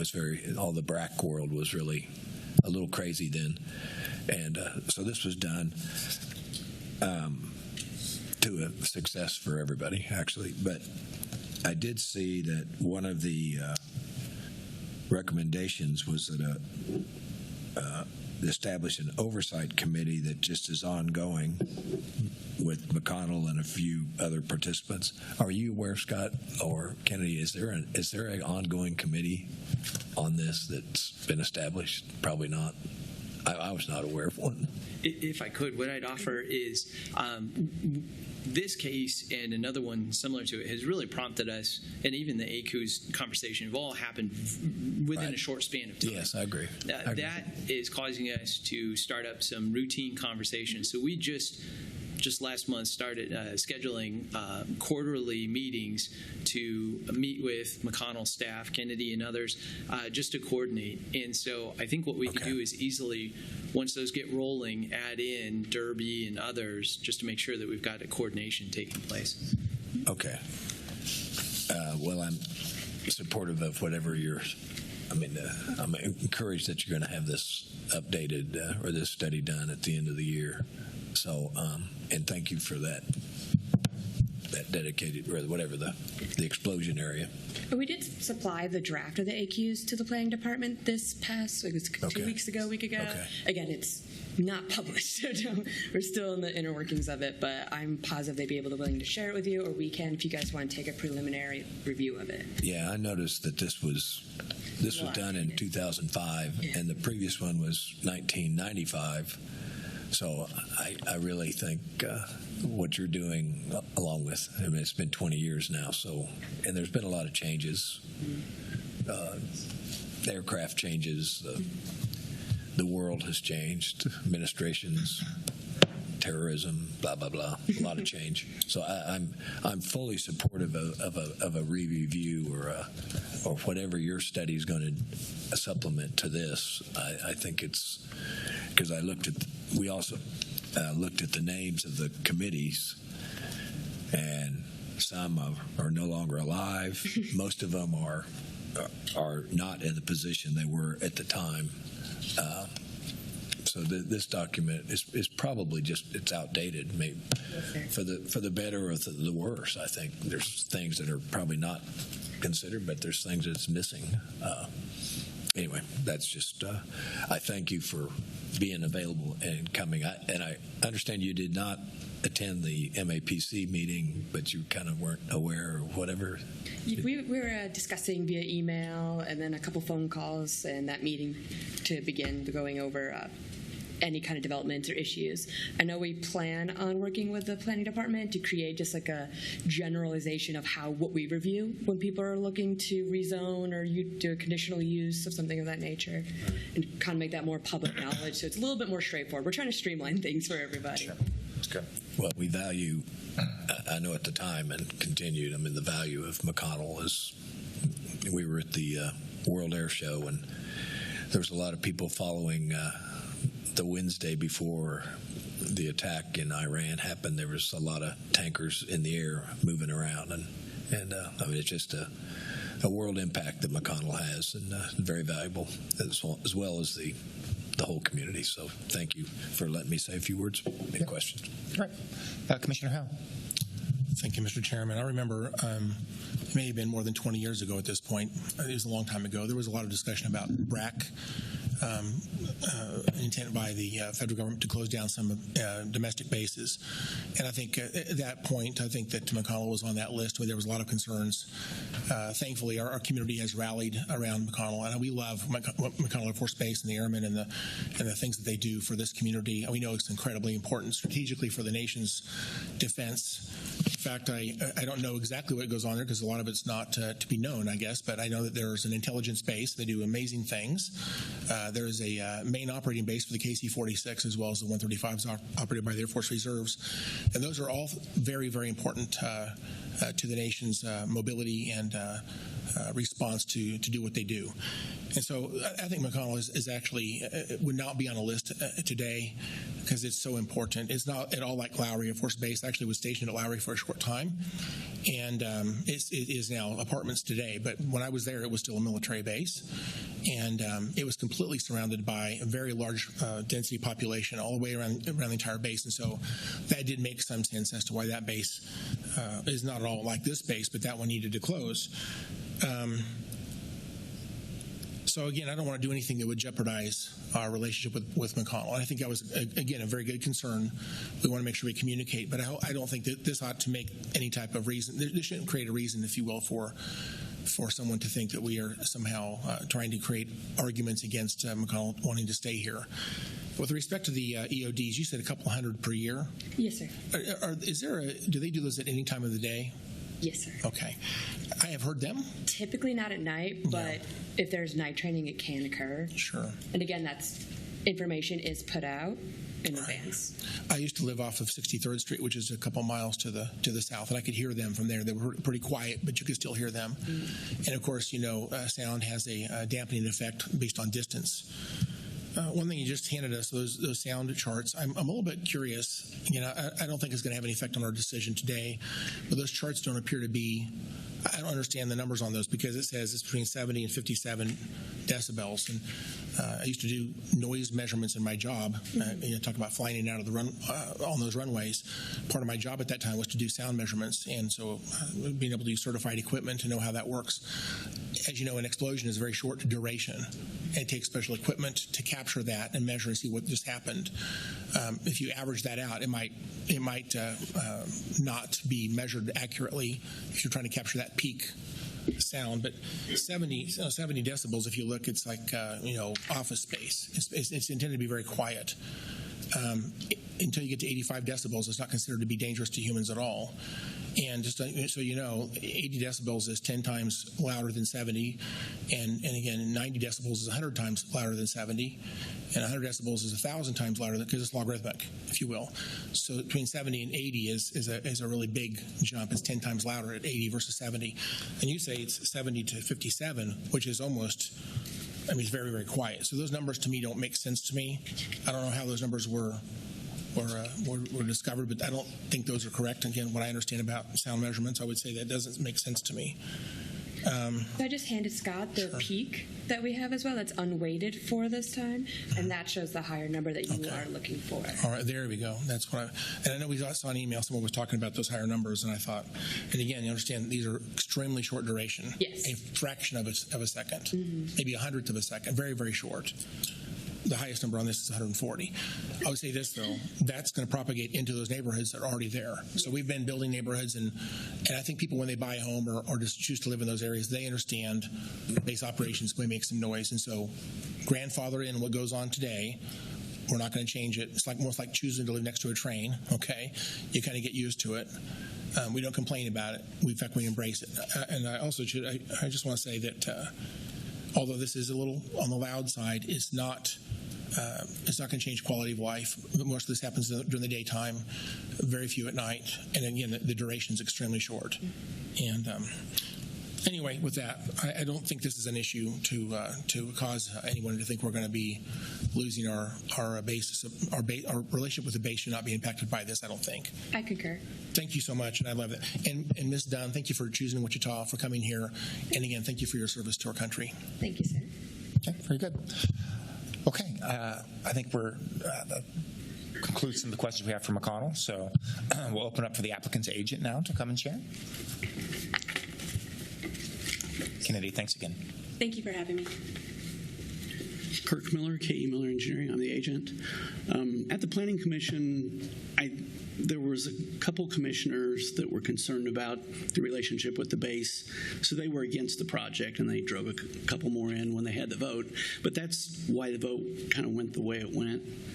And we met with the base representatives and kind of went over all the different possible things that could go there, and Kennedy sent us an email of here's the things that we're fine with, here's the restrictions we want, that type of thing, and we agree with her comments. We're fine with what the base wants.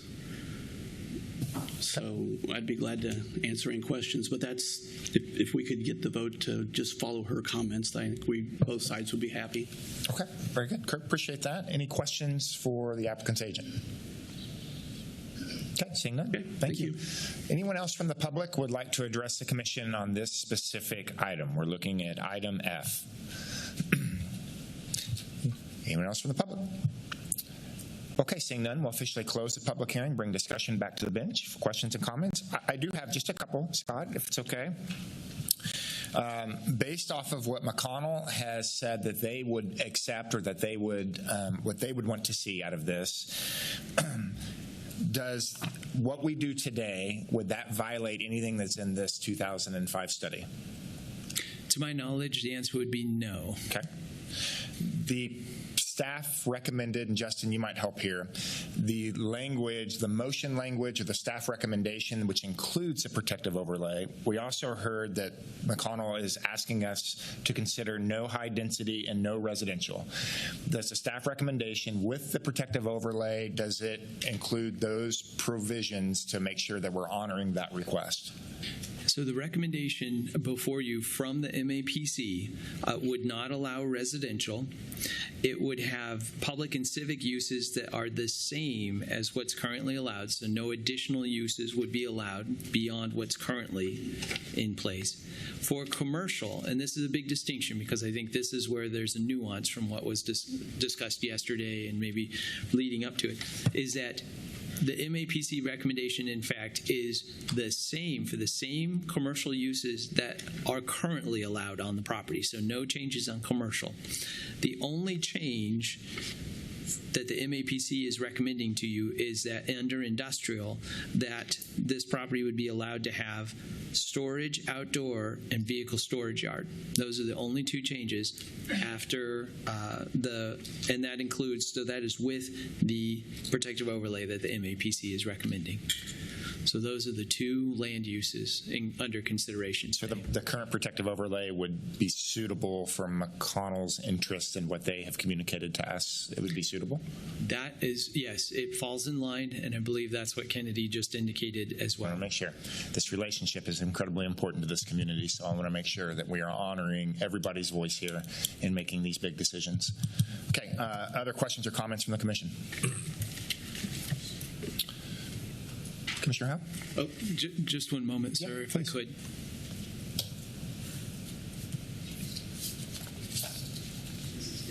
As they're discussing, Mr. Chairman, if there's no other questions or comments, I'd like to make a motion when they're done.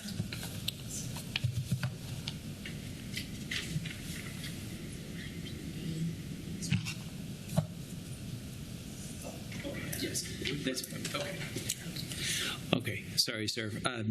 Just conferencing to get some more information. So one thing to point out that staff would point out is that the IPA, what's currently allowed, is actually more broad than it includes uses that McConnell staff identified as not necessarily being compatible. And I think that that raises the issue of the larger issue of updating the IPA zoning district, not just for this property, but overall for the county. Okay. But that is not under consideration at this point. It's just this property. Okay. A quick follow-up, if that's okay, Commissioner Howe. So it's broader than what is in this land use study, but I need to be very clear. The protective overlay honors all that McConnell is asking us to honor and does not allow a use in that McConnell says would be incompatible with their operations or their.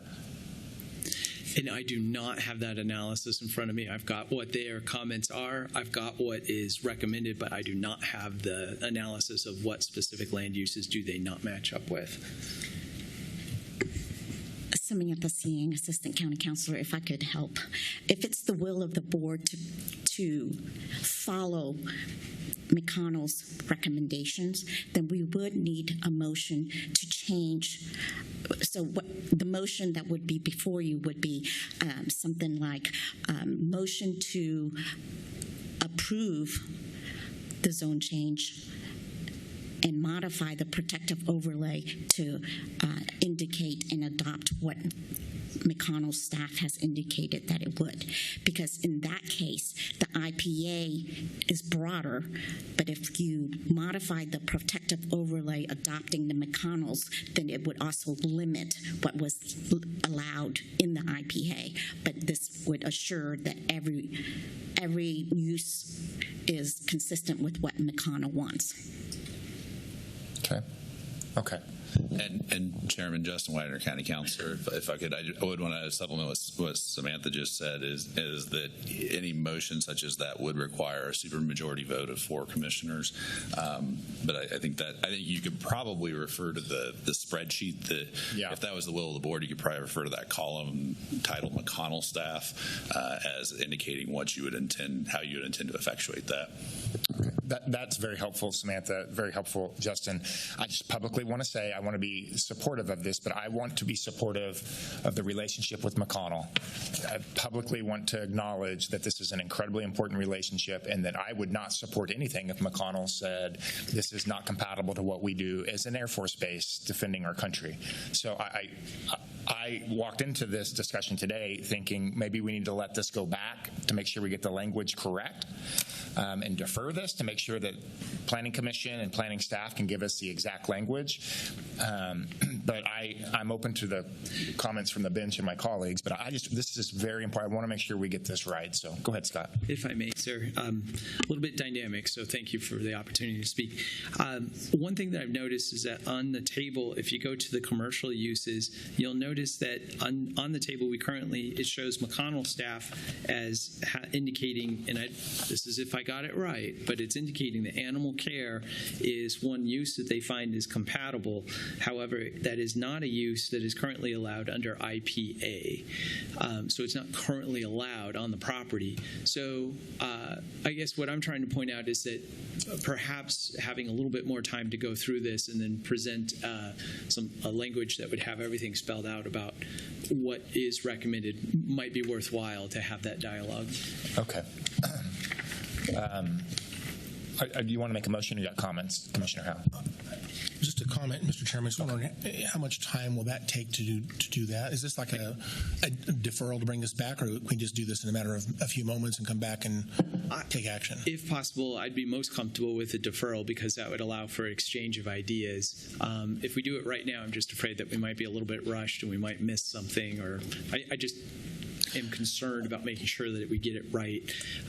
I don't think it would take very long, perhaps a week's time. I guess I view this as a different way to do this. If the IPA already restricts something, we don't want to empower it by having that not shown on the MAPC's wish list, if you will. I'm viewing this column from McConnell as being a restriction list only. So anything that's in the IPA that's listed here, that's struck out by McConnell, I'd like to remove that from a possible use for this property. So that makes it much easier, actually. So to his point, the animal care facility would already not be allowed by the IPA. We're not messing with that. We're only messing with these other items. You agree, Scott? And I think if I read my motion, I think I have it pretty well worded that this is clear. But I see there's another comment. I'll wait for just a moment. Okay, Commissioner Meister.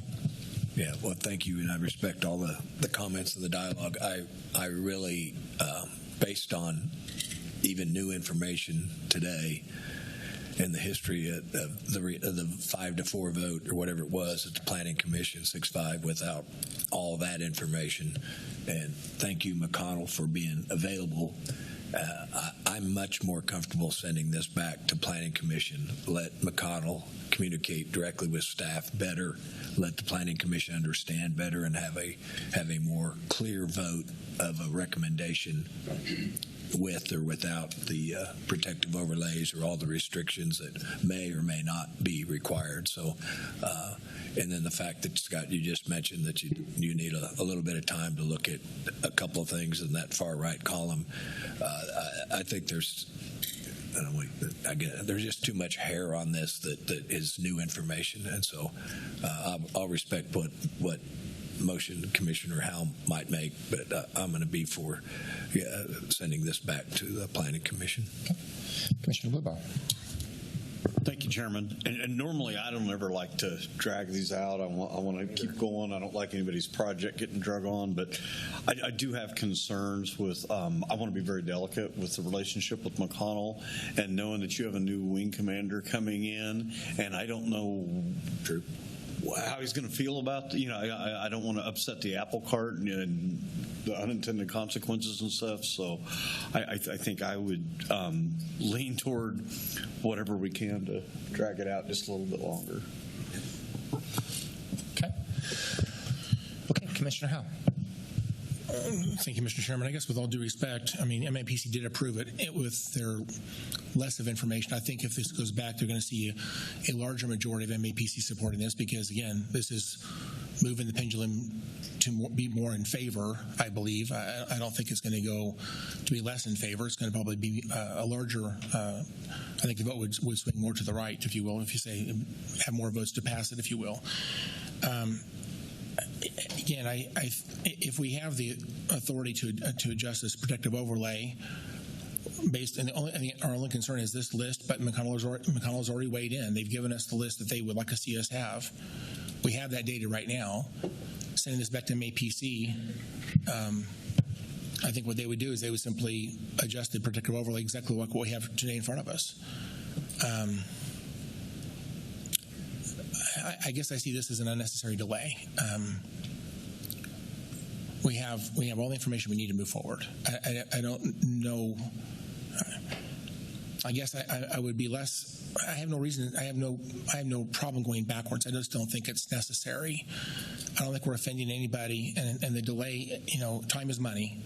I have no doubt that people are anxious to see things move forward, and to send us back is probably going to take several weeks, if not a month.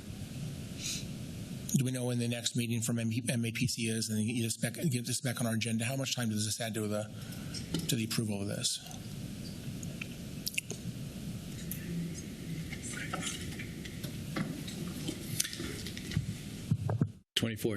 Okay. So it appears that the next meeting, we've got a meeting tomorrow, and then it'll be 2 weeks after that, so it'd be on the 24th. That'll be back to yes, every 2 weeks. Yes, that'd be correct. So it'll be on the 24th, MAPC, then it'll be a Wednesday after that we would bring it back before the commission again. Assuming it comes back again, it would be at least the following Wednesday. Mr. Manager, are you looking at your calendar? Yeah. We have a meeting on 23rd. We will have there's a budget hearing meeting on the 30th, so we will have a meeting that day over a singular item. We could get it back as soon as the 30th, Scott. I'm looking at you. Is that that'd be a pretty quick turnaround. It is possible, though. We can just provide, and we may just produce the staff report and then provide a verbal. So it'd be August 6th after that, then. Okay, today's July 9th, so it's essentially a month. And again, I guess I'm not quite sure why we're so unsure of ourselves. We have a list from McConnell of what they want. I simply say, take these off the IPA. Don't mess with anything else. Restrict these uses on the IPA based on McConnell's recommendation. Why is this so difficult? Mr. Chairman, I make a motion, but I don't want to waste my time making a motion if we simply want to send it back and waste a month.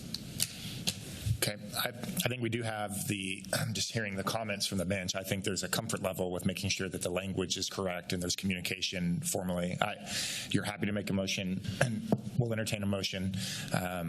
Let's see if there's a substitute motion of sorts, but in my view, I think we're going to get there. I think this thing gets across the finish line. I think it's just making sure this is dialed in correctly to honor relationships with our communities, with our developers, and with an Air Force base. So we want to make sure that we're good there. But I'll say this very slowly and carefully so everyone can hear it. And again, if there's concerns, I would be glad to modify the motion. But let's just move forward here. I make a motion that we would adopt the findings of the Metropolitan Area Planning Commission and approve the zone change request, and additionally modify the protective overlay to reflect the desired restrictions indicated by McConnell Air Force Base as shown today on the comparative table provided to commissioners today, that would have additional restrictions added to the protective overlay. That's it.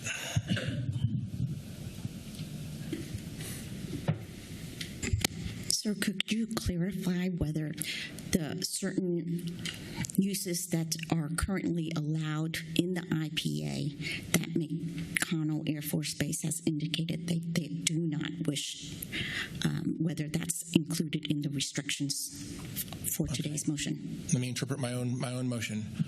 These things apparently are in the IPA for allowable use, and McConnell doesn't want these things to happen. So we're restricting additional uses.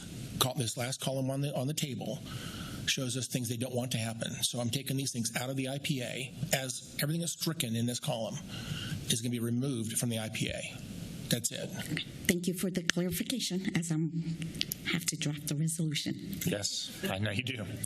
Okay, we have a motion. We have a question or comment. Commissioner Meister? Yeah, we can. Sorry about that. So, and that's a 4 out of 5 vote? That's a supermajority? That's correct, Commissioner Meister. It would require, because it'd be amending the recommendation from the Planning Commission. So I will not be voting in favor of that, just because I believe it still should go back to the Planning Commission. So we can, if somebody wants to second it, we can take the vote, and if it passes 4 out of 5, so be it. Otherwise, if you'd like, I could make a substitute motion to send it back, whatever your preference is, Commissioner Howell or Chairman, if you want to see if there's a second or not. Mr. Chairman, I would like to see us to vote on this. If it doesn't pass, then we can mess with other ideas. Okay. Let me finish up some questions and comments here. Commissioner Wise? Just a really quick question for the agent of the applicant. If this does get punted and there's 30 more days, does this put the applicant in any financial position? Can we have more time, or does this squeeze you guys too much? What we originally asked for was a general commercial zoning, which has different requirements than the IPA industrial zoning too, as far as setbacks and that kind of stuff, which was approved by the Planning Commission, which we'd still want to have the general commercial zoning, but with all the restrictions that the base wants, if that makes sense. And I believe they approved a general commercial zoning, but restricting the uses to the IPA. Does it put you the applicant in a hard spot if we try to solidify this and feel more comfortable voting from the bench, if that has to kick back 30 days for you? I know he wanted to have it done today, okay. But I'm not sure how hard of a spot it would put in, but I know he wanted it done today, because then it makes it easier to tell everybody, you can do this, you can do this, you can do this. Sure. And not, you're pushing back you can do this for another month. But. Okay, we have a motion. Is there a second? Okay, motion fails for lack of a second. Is there another motion? I make a motion that we return this item to the Planning Commission for further review with all of the new information that we heard parts of today. Okay, we have a motion. Second. We have a second. Comment. We have a comment. So typically when we send things back to MAPC, they don't allow members of the public or others to speak to the issue on the table.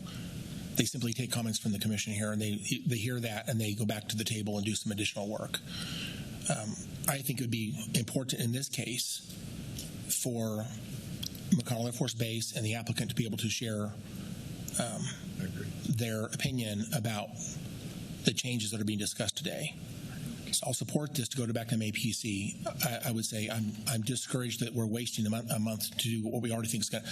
I don't think it's going to change at all. We already know how this is going to look, but we'll take a month to do this. But I want to make sure we respect McConnell Air Force Base and the applicants, so they have the opportunity to speak to MAPC when this is reconsidered. Okay, we have a motion. Why don't you make that a substitute motion, or add that? Can that motion include that language? Commissioner Meister? So is that a fact that when it goes back, there's no public comment? But the applicant and the person that's affected by the zoning, aren't they just part of that re-review? I don't mind adding it, but I'm not sure it's necessary. My recollection is that it depends on the discretion of the MAPTC to a certain degree. What they do prohibit is they typically do not allow comments that are not germane to the reason for why it's getting sent back. But I think what Commissioner Howells indicated is an emphasis. I'll amend the motion that we send it back to the Planning Commission and include the requirement for the applicant and McConnell to be part of the review. That's it. Okay. Second. Second. A motion and a second. Madam Clerk, please call the roll. Commissioner Blubaugh. Aye. Commissioner Wise. Aye. Commissioner Howell. Aye. Commissioner Meitzner. Aye. Chairman Beatty. Aye. Okay. Thank you, everyone, for being here today. We'll keep working on this item. Madam Clerk, next item, please. Item G, Capital Improvement Program CIP Amendment for the Sedgwick County Park Adults Exercise Equipment. Hey, Andrew.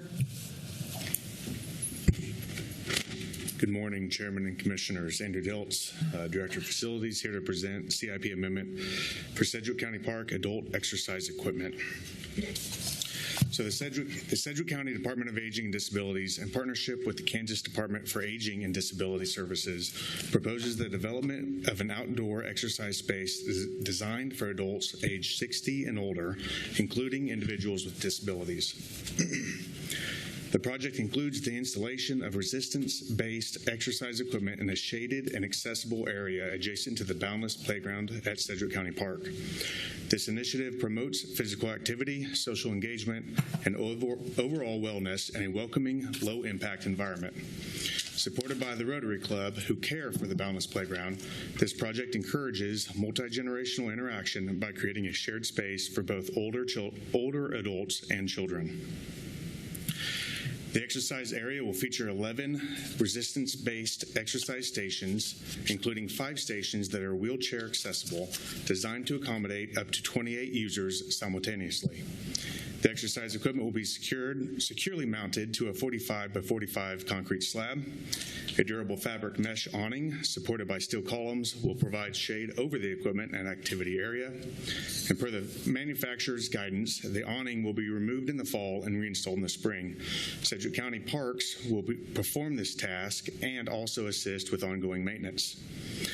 The Department of Aging will maintain an inventory of replacement parts to support park staff with timely repairs. Estimated annual maintenance costs of approximately $5,000 to $6,000 are projected following the expiration of the warranty coverage. And our warranty ranges anywhere from 1 year to up to 10 years, depending on the items that are what it's covering. The total grant award from Kansas Department of Aging and Disability Services is $180,000. Our estimated project costs are right around $158,000. Approximately $116,000 will go to Greensfield Outdoor Fitness for exercise equipment and the shade structure. And then we're estimating an additional $42,000 for the concrete pad install, steel frame installation, canopy erection, and equipment mounting. Remaining funds will be allocated for incidental items such as signage, benches, trash receptacles, etc. as needed. Our grant deadline is September 30th of 2025. The lead time for the equipment and the shade structure is approximately 7 to 9 weeks, placing delivery in early to mid-September. This compressed timeline leaves limited room for the install and the setup prior to the grant deadline. To expedite the process, we'll utilize a cooperative purchasing agreement to contract with Greenfield Outdoor Fitness for the equipment and shade structure upon approval of this agenda item. Project teams are prepared to begin immediately to ensure timely completion, and if the project is not fully complete by the deadline, all expenses incurred to that point will be covered by the grant. Any remaining work will be paid for using federal fiscal year 2026 funds coordinated with KDADS. Here's an aerial map of the Boundless Playground, the adjacent parking lot, and the red rectangle or square where the concrete pad and shade structure will go. Here's an example of what the equipment has the potential to look like with the concrete pad, the awning, and the equipment mounted, as well as a gentleman using the equipment on the left. Here are some more photos of what the equipment may look like. I recommend approval of the CIP amendment and authorization to proceed with procurement of the fitness equipment and shade structure from Greensfield Outdoor Fitness through a cooperative purchasing agreement. I will stand for any questions, and if there is a motion to approve, please include this language on this slide as part of the motion. Okay, if we can leave that language up, I think that would be helpful. Let me first, before we get into comment, thank you for the presentation, Andrew. Thank you for the briefing on this. I want to acknowledge that Aging Director, CDDO Director Annette Graham retired recently, and we and Tom has hired a brand new Department of Aging and Disabilities Director, and he's here today, Stephen Shaughnessy. So we just want to welcome you, sir. We really look forward to working with you. And so welcome to Sedgwick County government. Okay, on the CIP amendment, any questions or comments? Commissioner Meinster. Thank you. Thank you, Mr. Chairman, and thank you, Andrew, for the debrief as well. This kind of was in a way, a pleasant surprise of not knowing the meeting we were having, what it was about. So I think this is really helpful. I think it continues our mission for supporting the aging. I wish Lisa from earlier would have, I forgot this was on the agenda. I would have spoken to it with Lisa with the disabilities group. So this is just a really positive step in the right direction. It's centrally accessible, location is perfect, and and I think we ought to, I'm sure our communications team will get the message out to all of the senior centers and everywhere else, and they can figure out how to maybe take transportation there or back and forth. Anyway, it's a good deal. So thank you for the representation. I'm fully supportive. Okay, Commissioner Wise.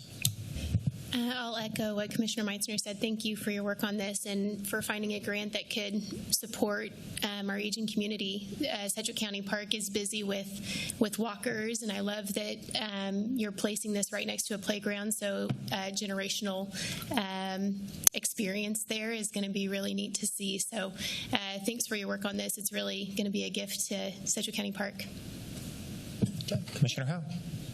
Thank you, Mr. Chairman. Just, I believe you mentioned when we talked about this earlier that we had applied for this type of a grant in the past and we had never received it, but there was, I guess, a desire to try this again, and something had changed, and that we were able to be successful this time. Am I remembering that correctly? Or am I wrong about that? I will defer that to... I may be having two things confused here, so... Deputy County Manager, Mr. Tim Kaufman.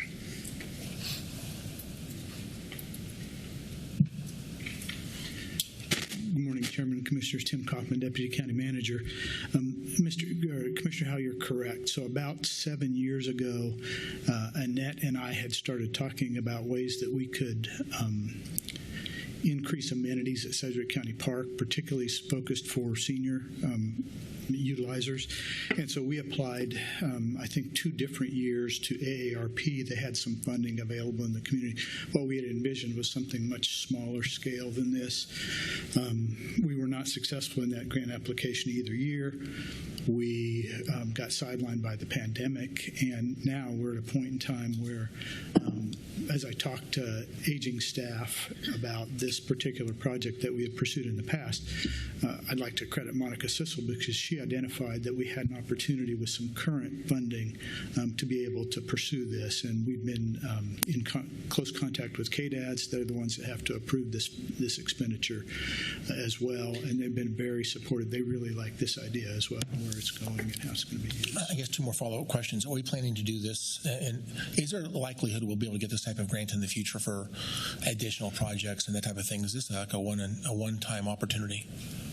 I think we'll continue to pursue these sorts of opportunities as they come up. This is funded through Older Americans Act funding that comes to the state of Kansas and then is allocated to the AAAs across the state each year. And so we anticipate future allocations that the taxonomy will support these kinds of expenditures in the future. So we'll continue to look for opportunities and partnership opportunities. Who determined the $180,000? Is that something that who picked that number? How'd that happen? That is the cost of the project that we submitted to KDADS. Does that pay for the concrete as well? Yes, sir. All right, pays for everything. Good. I just want to say, this is more of a comment. I'll support this today. I think it's a great thing to have for Sedgwick County. I am a little disappointed. I guess the conversation got kind of serious in March when we found out we were going to be able to get this money, and the planning began. And it sounds like the initial idea was to do this at Sedgwick County Park. It's always been viewed that would be where this would happen. I'll just say this: Sedgwick County Park is a great park, and people in District 3 get to enjoy Sedgwick County Park maybe more than the people on the other side of the county because it's kind of closer to them. And it has about 1 million visitors a year, and there's a lot going on out there. There's a lot of really large events, and there's a lot of activity already in that park. I guess I'll look at the commissioner for District number 2, and maybe even 4. I just think there's other places in the county that this could have gone, and I would just say having it close to the playground is good. I think there are other playgrounds where we could have put this, and there's places in other parts of the county where I feel like we've not invested at the same level. We've already invested it in this area. It's a great area. Sedgwick County's put a ton of money in that area, but this is one of those things where I think we should be trying to provide some of these amenities in other parts of the county. And so I'm glad to support this, but I really hope we do this again, and I hope it goes someplace on the south side of Kellogg. Thank you. Okay. Expanding parks. Okay. Can I go ahead and make a motion to approve the CIP amendment and authorization to proceed with procurement of the fitness equipment and shade structure from Greenfields Outdoor Fitness through a cooperative purchasing agreement? Okay, I'll second the motion. Madam Clerk, please call the roll. Commissioner Blubaugh. Aye. Commissioner Wise. Aye. Commissioner Howell. Aye. Commissioner Meitzner. Chairman Beatty. Aye. Okay, motion carries. Okay, very good. CIP amendment. Yeah. Sorry. I get confused. We're good. Stephen, again, welcome to Sedgwick County. Okay, Madam Clerk, next item. Item H, review the service plan for the City of Andale Unilateral Annexation Resolution 1-25. Okay, Samantha, welcome. Samantha Siang, Assistant County Counselor, presenting the City of Andale's unilateral annexation. Pursuant to statute, a city may annex land without the consent of the property owners if one or more of the following conditions exist. The current condition that exists is that the land is platted and some or part of the land adjoins the city. Pursuant to statute, the city has to set a public hearing, in which case they've done July 28, 2025 at 7 p.m. The city also has to provide notice to the property owners, the BOCC, and any other governing bodies and utilities that may be impacted by the annexation. They also have to submit their resolution intending to annex to a planning commission that has jurisdiction over the area. Pursuant to statute, it clearly sets out that the city has to prepare a report, which we generally call a service plan, that sets out a sketch, and it prepares the boundaries and the streets and gives information about the general land use pattern in the areas to be annexed. Additionally, the report has to give sufficient detail to provide a reasonable person with a full and complete understanding of each major municipal services the cost will provide to the annexed area and the estimated cost of providing such services. The reports should contain information about the method by which the city plans to finance the extension of such services and the timetable. They also have to talk about what services are being provided by the township or any special districts, and whether the city is going to be able to provide those services at the same level or better than the services currently provided. They also have to kind of tell us when the services will be available to the landowners. For unilateral annexations, the board's role is very limited.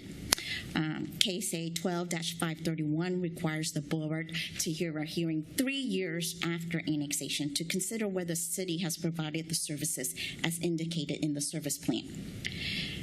Kansas statutes do not provide specific procedures for the board to follow.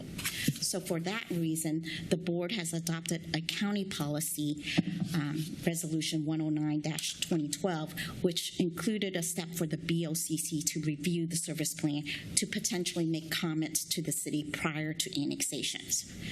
In other words, this hearing is not required by statute, but we're following county policy because we wanted to be sure that we reviewed the service plan now and make comments and not review the plan 3 years later cold. Under our county policy, the board has to consider several items. One, it's conformance with all of the requirements set out by statute, how the services will be provided and maintained at a level equal to or better than the level of services provided prior to annexation, whether there's any public right-of-way that's going to be annexed, whether there's overlapping services with other governmental entities, and conformance with the comprehensive plan. So to start, we're going to take a look at the sketch that they provided. Here's the area that the current ANDALE city limits is. In red is the proposed annexed area. And then here's a picture of the current water system. And if they were to supply water to the annexed area, you can tell there would be 2 sewer lines going through to that neighborhood. Here's the current sewer system. It's my understanding that all 12 property owners that are affected by this annexation request is connected to the city sewer system. So in terms of looking at the first item, here's ANDALE's service plan. For sewer, all of the houses are currently connected. In the plan, it indicated that if they wanted to be connected, if the houses are already connected to the sewer system, there will be no action. And then if any houses in the annexed area are not on the sewer system, they would be willing to connect them to the sewer at the time their lagoon or septic system fails. With respect to road maintenance, the city would maintain the 4 main driveways off of 61st Street, including grading and snow removal. At this time, it's my understanding that all the property owners have been maintaining these 4 main driveways. With respect to trash services, the city has a contract with Waste Connections, and so the property owners would have to sign up with Waste Connections, and then that would be paid as their homeowners' monthly city utility bill. For water services, the estimated cost to run main water lines, as shown in the picture I earlier indicated, the figure is $240,000. This would be paid in the form of special assessments to the homeowners. However, if the homeowners all agree to stay on well water, the city would allow it. Police services would be assigned to the ANDALE Police Department, and they'll handle any calls and complaints. ANDALE also intends to provide in-town membership to the pool, the gym, and any other applicable services. So in looking at the second factor, how the services to be provided shall be maintained at a level equal to or better than the level of services provided prior to annexation. As I discussed, water and sewer, it's debatable depending on your point of view. If you're the homeowners, obviously you would say, you're not really providing water to us because we're using well waters. Sewer, it's also debatable because they are already connected. They're just paying more, double the prices, is my understanding. Fire will be the same. Fire services will be the same because it remains with the Sedgwick County Fire Department. Police, they'll likely have better response time. And then for the roads, it's likely better or equal in terms of the limited number of streets that are involved. with respect to public right-of-way being annexed, there will be, and ANDALE will annex a 20-foot public right-of-way as indicated in this map. There's no overlap in services area. And then with conformance with the comprehensive plan, the answer is yes. The planning department has reviewed this, and they have indicated that this conforms with the comprehensive plan.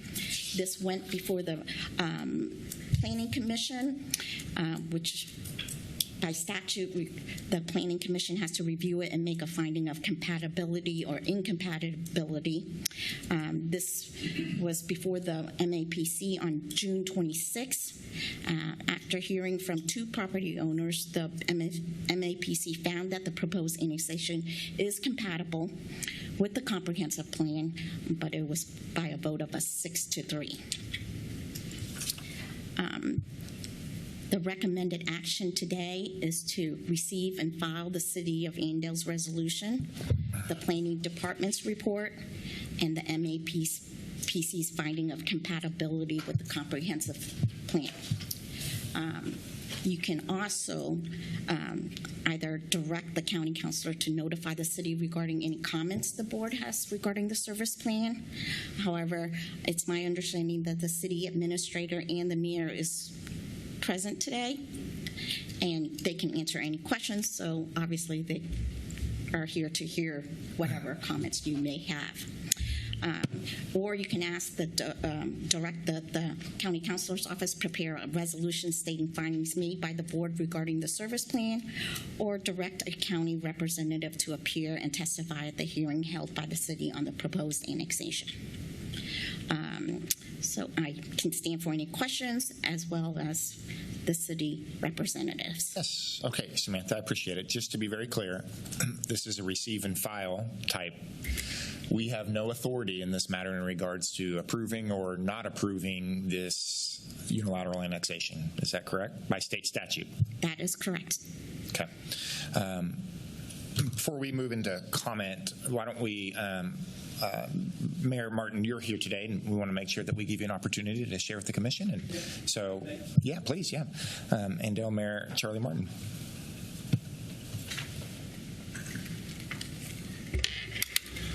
Commissioner and Chairman, appreciate the opportunity to come to talk to you for this matter. So our city administrator is also, we hired as a city administrator and public works director, and with the heavy storms last night, he is collecting limbs off streets and servicing the community that way. As a way of background, I'm a lifelong ANDALE resident. It's 15 miles northwest of here in Wichita. My wife and I grew up in the area, and we've been always been actively involved in the community on this part. So having served on the school board for 8 years, having served on finance committee for our St. Joseph's Catholic Parish for 20 years. My wife and I ran the youth program out there in ANDALE. So we used to live in the city limits in 1992 to 2003, and at that point we moved a mile to the south, outside of the city limits, and so we lived on 5 acres. And July of 2020, we moved back into the city limits of ANDALE, and in August of 2020, I was asked to fill one of the open city council seats on that part, and I was appointed and have been on the city council from August of 2020 till December of 2021. In December 2021, I was written in as the mayor for ANDALE and accepted that right in that part of it. So got reelected in 2024, and welcome to serving another 2 years on that part of it. But there are some things I want to make sure we point out, in that this decision is not being taken lightly. We know there is an impact, and if we look at this part, we're a town of 1,000 people. We have a large community that comes into ANDALE, right? So our school district, Randy School District, ANDALE High School, we support a 4A school. We have the infrastructure around to support a 4A school, and you get a lot of people come in and say, well, how is ANDALE a 4A school when we're a town of 1,000 people, right? Large family farming communities, City of Colwich people come in, St. Mark's, and a large population of that part of it. And so what is at the debate is why now, is what people are saying. I cannot answer the question as far as why it was not annexed back when this was first proposed. So back in 2012, I think you all were provided a copy, this Planning Commission piece. That was a work of 60 to 80 people, ANDALE residents, community residents, school district, and laid out the plans for the next 20 years for the city of ANDALE. And the city of ANDALE, we haven't put as many things in place related to that. And since I've been on the council and now as mayor, we are pushing a lot of things forward now that fall in line with the plan. We're going to be putting a gymnasium in downtown ANDALE, very favorably received. We've got now a park on the east side of ANDALE, which ANDALE's not that big, east-west, but it was in the Planning Commission book that said, let's get a park on the east side for our east side residents. Back in 2012, 2013, I led an initiative trying to get a senior center built in the ANDALE community. The then city council voted it down related to some tax abatements, so we no longer have a senior center sitting in there. To help control our costs, we have expanded our mutual aid agreements. We have mutual aid agreements with the city of Colwich. They're 5 miles away. Mutual aid agreements with the city of Mount Hope and the city of Haven. And as an example, it helps us say, well, we're not spending money on equipment. There's a lot of equipment that we don't need on an ongoing basis. We're sharing that equipment with Haven and Mount Hope and Colwich. And what we returned to favor in the city of Haven is a year ago, 2 years ago, they were hit by a heavy windstorm, a lot of down branches. They called us. We sent our 2 service people over there with our tractor and our trucks to help them clear up the town, to get that done in a 2 to 3 day span versus a 3-week span. So I understand limited government. I agree with limited government.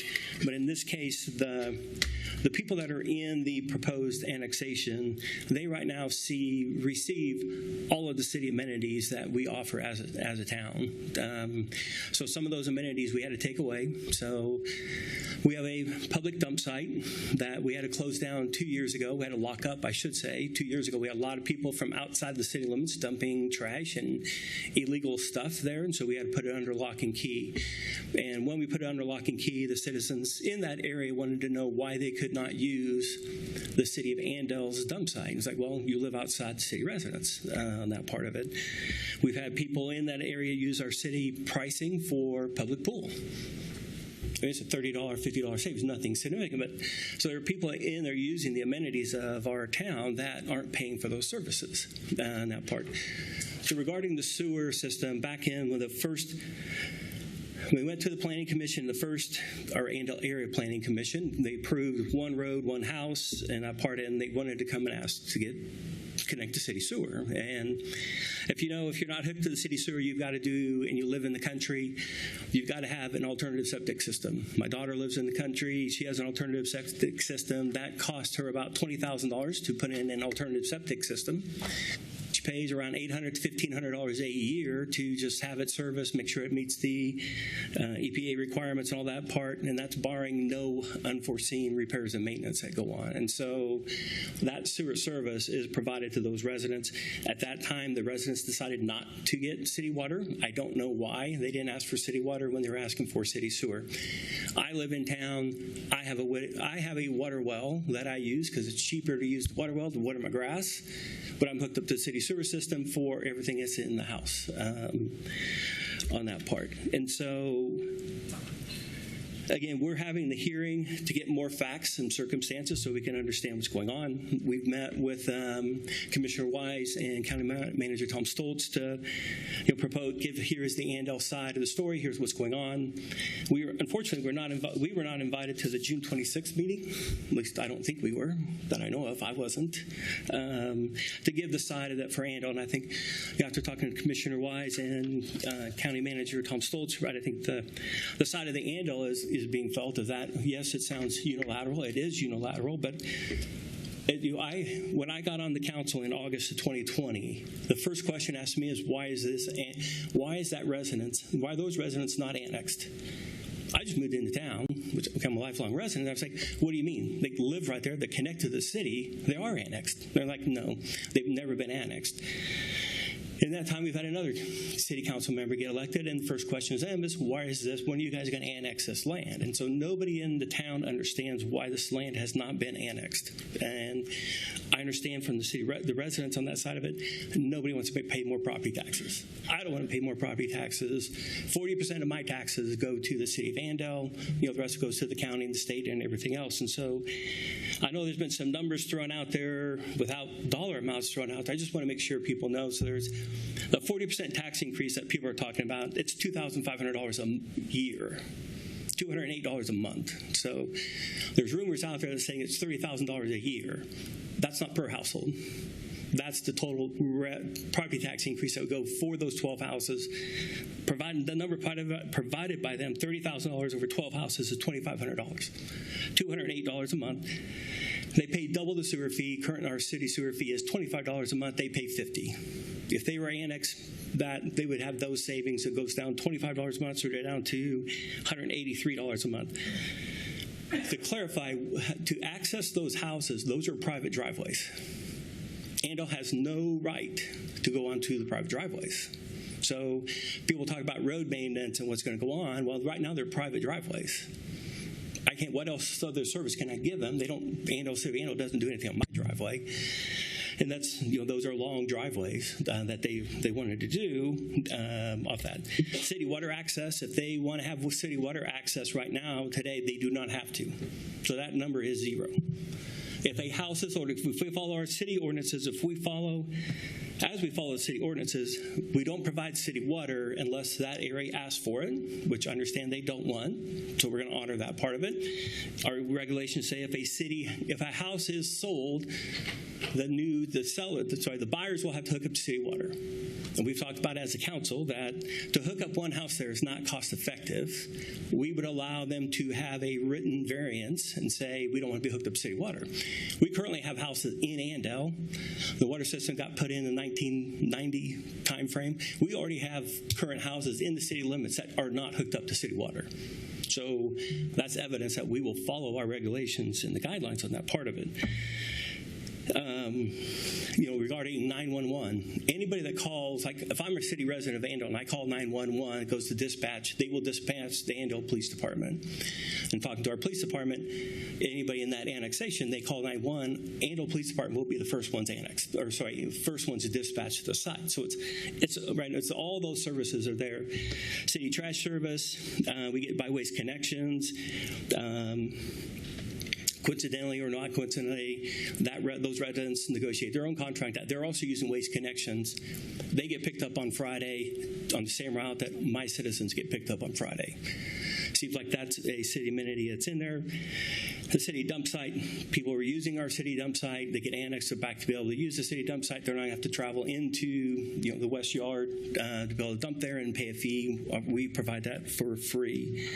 The other thing I hear from the Andale residents is those people live a lot closer than some of those services than what I have access to. So I live on the south side of 61st. They live straight north of me. On that part, a lot of people live there. Their kids are able to walk to the park, walk to school, walk to church, which I think is a great incentive for living around town. So on page 2, I just gave you a list of, if they're not on the city sewer system, what they have saved is about $20,000. They don't have to put in an alternative septic system. They pay $800 to $1,500 annual maintenance costs, and that's just assume there's no other major repairs and maintenance costs. So apologize if I took too long. You're fine, man. On that. And Commissioner Howell, so I've read your opinion. I would have liked to have talked to you. I mean, just to make sure that the city of Andale. So one of the things that's going on, there's a lot of things out there on social media. We're waiting for the hearing. We have a lot of things that we need to discuss. We're waiting for the hearing. That's the best place to take part of it. And there's just a lot of things out there on social media that makes me uncomfortable that I don't think all the facts are out there correctly. So. Okay, Mr. Mayor, thank you so much. We appreciate you being here and appreciate your comments. I think we'll open up to comments and questions here from the bench and kind of work through this together. So any questions, comments from my colleagues? Okay. Commissioner Blueball. Thank you, Chairman. Just trying to understand what you're talking about with the water hookup again. You said that you're not on city water. So I am per se on city water. You are. But I also have a well. Okay. So I have an sprinkler system, water my grass. I like to have green grass. Right. So I run my sprinkler system off the water well. Everything in my house runs off the city water. Yeah, it's the same way with my house. Correct. So what are you saying you do with the rest of the city then? With the people that aren't? Well, for everybody that's not currently hooked up, that we don't have a mandate to make everybody sign up for. Stop using my hands. We don't have a mandate to force everybody onto city water. Okay. That's one we want to be cognizant of. We're a small town. We're a small community. But we like to take care of each other. And so, if a house is not currently connected to city water, there is no mandate that says they have. Okay. I was just trying to clarify what you were saying. No, thank you. Okay, Commissioner Wise. Mayor Martin, thank you. Thank you for meeting with me. Early on, it was just whispers of maybe some activity going on in Andale, and then it became very loud, and I received emails, calls, written letters from every single one of the 12 that are being affected by the annexation.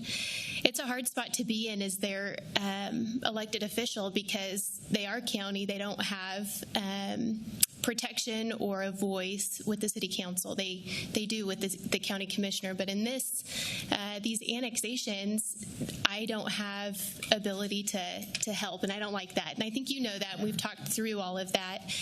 It's an uncomfortable place to be. I hate that they don't have representation to have a voice here. I do recognize that you're the mayor of that city, and I want to give you that ability to lead your city and trust that you know best. But this is a really, really hard. I don't envy the seat that you're in right now. I think this is something that should have been handled properly a decade ago, perhaps. And it's put you in a bad spot. It puts us in a spot where we feel pretty helpless. And I really feel for the residents that are being affected by this. So I appreciate you being here. Thank you for taking the time to meet with me. And then, it's a hard spot. I know there's others that want to probably share, but I wanted to be first to say that as the commissioner of this district, but as the one that's fielded all of these emails and calls and letters. Okay. Commissioner Meitzner. Thank you, Mr. Chairman. And Commissioner Wise articulated the emotion or all of that we're dealing with and you're dealing with. So welcome to the game. As thinking of this, I was, you're right, 40% increase. That was the alarm button that hit me. There's a lot of stuff in there but you did a great job of explaining, and I see it's in writing here. It's about $200 a month. Right. Plus they get whatever, the other stuff you talked about. So the 40% sounds a lot bigger than the 200 or the 2,400. I'm not to pass judgment on the value of what 200 a month is. But so that leads me to my question. And you have a city attorney also, I assume? Yes, we do. So under the home rule, I'm guessing that the 40% increase is the biggest complaint. The fact that, so under your home rule, are you able to maybe migrate that over a period of, let's say, 5 years to say, hey, we'll do a 20% increase? I'm not trying to, do you have any option where you can maybe waive something for a period of time? Am I getting too legal? Am I in a lane I shouldn't drive? Justin Wagner, County Councilor. I'll defer first to the mayor. If he wants to answer that, I'm happy to respond as well. So I'll defer to you, Commissioner Weiss. Anyway. I always find it's best to have legal go first. Okay. And obviously, I'm not ANDALE's legal counsel, but to your question, Commissioner Meitzner, I'm not aware of a mechanism that can do what you've proposed. In fact, unfortunately, I believe, because I think it could be potentially a useful option. I believe it would likely be unconstitutional under the Kansas Constitution. The reason being that there is a provision in there about the taxation needing to be uniform and equal. We're used to seeing it in the valuation context with potential changes that have been talked about in Topeka, but it also applies broadly to taxation. There's no exception in that part of the Kansas Constitution for something like this. I think that is not an option that would be likely to be on the table for cities. So. Yeah, and I would point out what we talked about as a city, if we have to get water over to there, if the real number is 240,000, right, we need to get an engineering estimate on that part of it. We would not pass that cost on to those people in that jurisdiction, because as we come to the water tower, we come to the east, there's already people talking about proposing to do another addition in there, right? So we'd build that trunk line over that could service the 4 driveways that are there. We'd also then have a trunk line there that could then service the other additions that are in there. And the other thing that makes this difficult is, so there's already been a developer talking to our city, our former public works director, putting in another addition very, very similar to what was done with this addition, and wants to hook up to city sewer.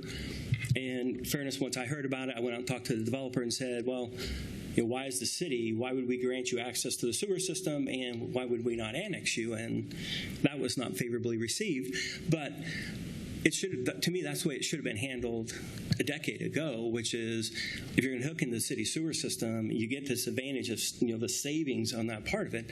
Why would we not annex you? And so now I got a dilemma saying, well, if I annex that land before it gets developed, and I got an island that's sitting over here, what do I do? Then now there's people talking about buying land that's north of the fire station that's there and west of the fire station. And one, I forgot, I was going to thank you all. It's a very beautiful fire station we have there. My comment is, I wish it was in downtown Andale, quite frankly. It'd be the centerpiece of our town. It'd be a lot more accessible to kids, to get them a lot more comfortable with fire agencies, with police agencies, and I just wish it was downtown. But it's a beautiful building, so I digress a little bit. But so there are people talking about buying that land, and I don't know if they're going to develop it, what they're going to do with it, but there's a road that goes out there, and it dead ends right there, and so all of our city services are right there. We can extend the road, and my fear is people just keep talking about adding on and want to touch the city limits of Andale, and they want to use the city services, and how do I grow the town to keep it vibrant? We have a lot of young families that, very prideful of living in the Andale community. They want to move home, and we've got to find places to build where we get them affordable housing. All right. Well, I'll conclude by repeating what the part that Commissioner Wise said. It's statutorily all we can do is receive and file. It doesn't necessarily mean we're in favor of it or against it. We're just receive and file. But maybe you're, as a result of this, some of this discussion and maybe more of it, that item B up there that I assume that these comments and this discussion will be part of your city's next steps as you take on. Anyway, thanks for all your information. Appreciate it. Quickly, I'm going to hand it over to Commissioner Howe here in a second, but I just want to make just a couple lasting thoughts, because Commissioner Wise and Commissioner Meitzer have accurately described our scope of influence here. Our scope of influence is we're going to receive and file, that this is for the city of Andale to handle. And I appreciate that you're going to allow a public hearing to take place and receive comment before you make decisions on moving forward. Two things are true for me. The first thing is that I want to empower cities. I think that this commission in particular has, and the previous commission, was very intentional in empowering our cities and partnering with our cities. We're really proud of Andale. You guys play great football in Andale. I think you guys are doing a great job, Mayor. This is also true for me, is I am not in favor of what's happening with unilateral annexations. I live in the unincorporated part of Sedgwick County on 30 acres. I live 3 miles north of Mays. If they tried to unilaterally annex me, we would have a lot of problems. I have my own water. I have my own sewer. I enjoy my own way of life. I do not want to live in the city limits. You once lived that way too. You understand that. these 12 individuals unanimously don't want to be incorporated into the city limits for their own reasons. I haven't spoken to any of them. I don't know. For me, this is a first principle on property rights, a first principle on these things. And I know that it's only $208 a month, but $208 a month is a lot of money. That's a lot of money. And I'm still trying to figure out what they're getting for $208 a month. And if it's the water, they're going to have to pay through that through specials. So I'm just having a hard time connecting dots. This is not my decision. This is the decision of the city of Andale, and I respect that and I honor that, and I appreciate your council and you, Mayor. And I think you're going to listen to these individuals in that public hearing. In fact, I know you will. I just want the public record to show that and it's not just this unilateral annexation. I've seen in my district the result of unilateral annexations when Park City, Valley Center, Wichita, and Keachai got into a little bit of a land grab war here 15, 20 years ago, and I've seen the aftermath of that and what that map looks like now. I am not in favor, and I do not support, and I do not like unilateral annexations. And I want everyone to also be aware that I will be advocating that we ask the state to look at some options to give county commissioners a little bit more authority in these types of matters, to give these 12 people and people like them that live in unincorporated Sedgwick County a voice. Because right now, as Commissioner Weiss said, they have no elected representative that's speaking on their behalf in this. So, Mayor, I trust you guys. I trust that this public hearing will be fruitful. I support our cities. I support you as a mayor. But I just want everyone to be aware that I am very uncomfortable with unilateral annexations as someone who lives in unincorporated Sedgwick County and would also feel the same way those 12 families feel. So. And let me comment, please. So I appreciate the feedback, but I agree. $200 a month is not inconsequential. Yeah. I'm not trying to make light of it. I know that. On that part. So please don't take it that way. Yeah. But when I'm hearing people telling others it's $2,500 a month, yeah. I mean, I have to make the facts known. You do. And again, I know it impacts everybody differently in that part of it. On that, regarding unilateral annexation, there's certain statutes out there that, I just can't go grab farmland.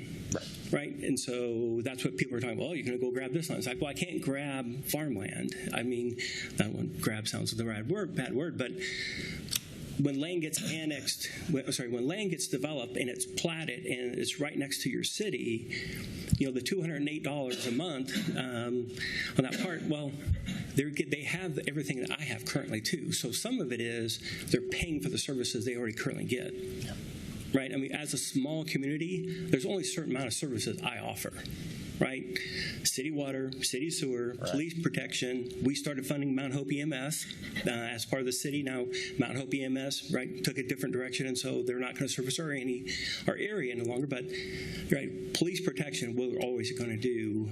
Safety and soundness, we're always going to do. And, we lost the services of Mount Hope EMS, but we were starting to fund them to help keep them viable in that part. But all those services are provided to everybody that's in that community and in that residence. Yeah. So I know it's hard to say $208, what are they going to get? Well, I can say the same for $208, what am I getting? Sure. And I live right there. And I don't want to be condescending. Please don't take it that way at all. Mr. Mayor, we appreciate that. We appreciate the balance that you're trying to strike there. We champion our small cities, so we appreciate that. Okay, Commissioner Howell. Thank you, Mr. Chairman. I just wanted to, I have a number of questions for you, but I also know, is there anybody else here that we want to hear from before we go? I have again, quite a few questions for you, if that's okay, but I don't want to necessarily speak before everybody else has had a chance to speak, so. Okay, I think we can. You want to have the public comment before you speak? I would love to have the rest of public comment if there's anybody else. I just want to. I would agree. I'm sure I don't miss. I don't want to miss my opportunity to ask Mayor other questions as well. Okay.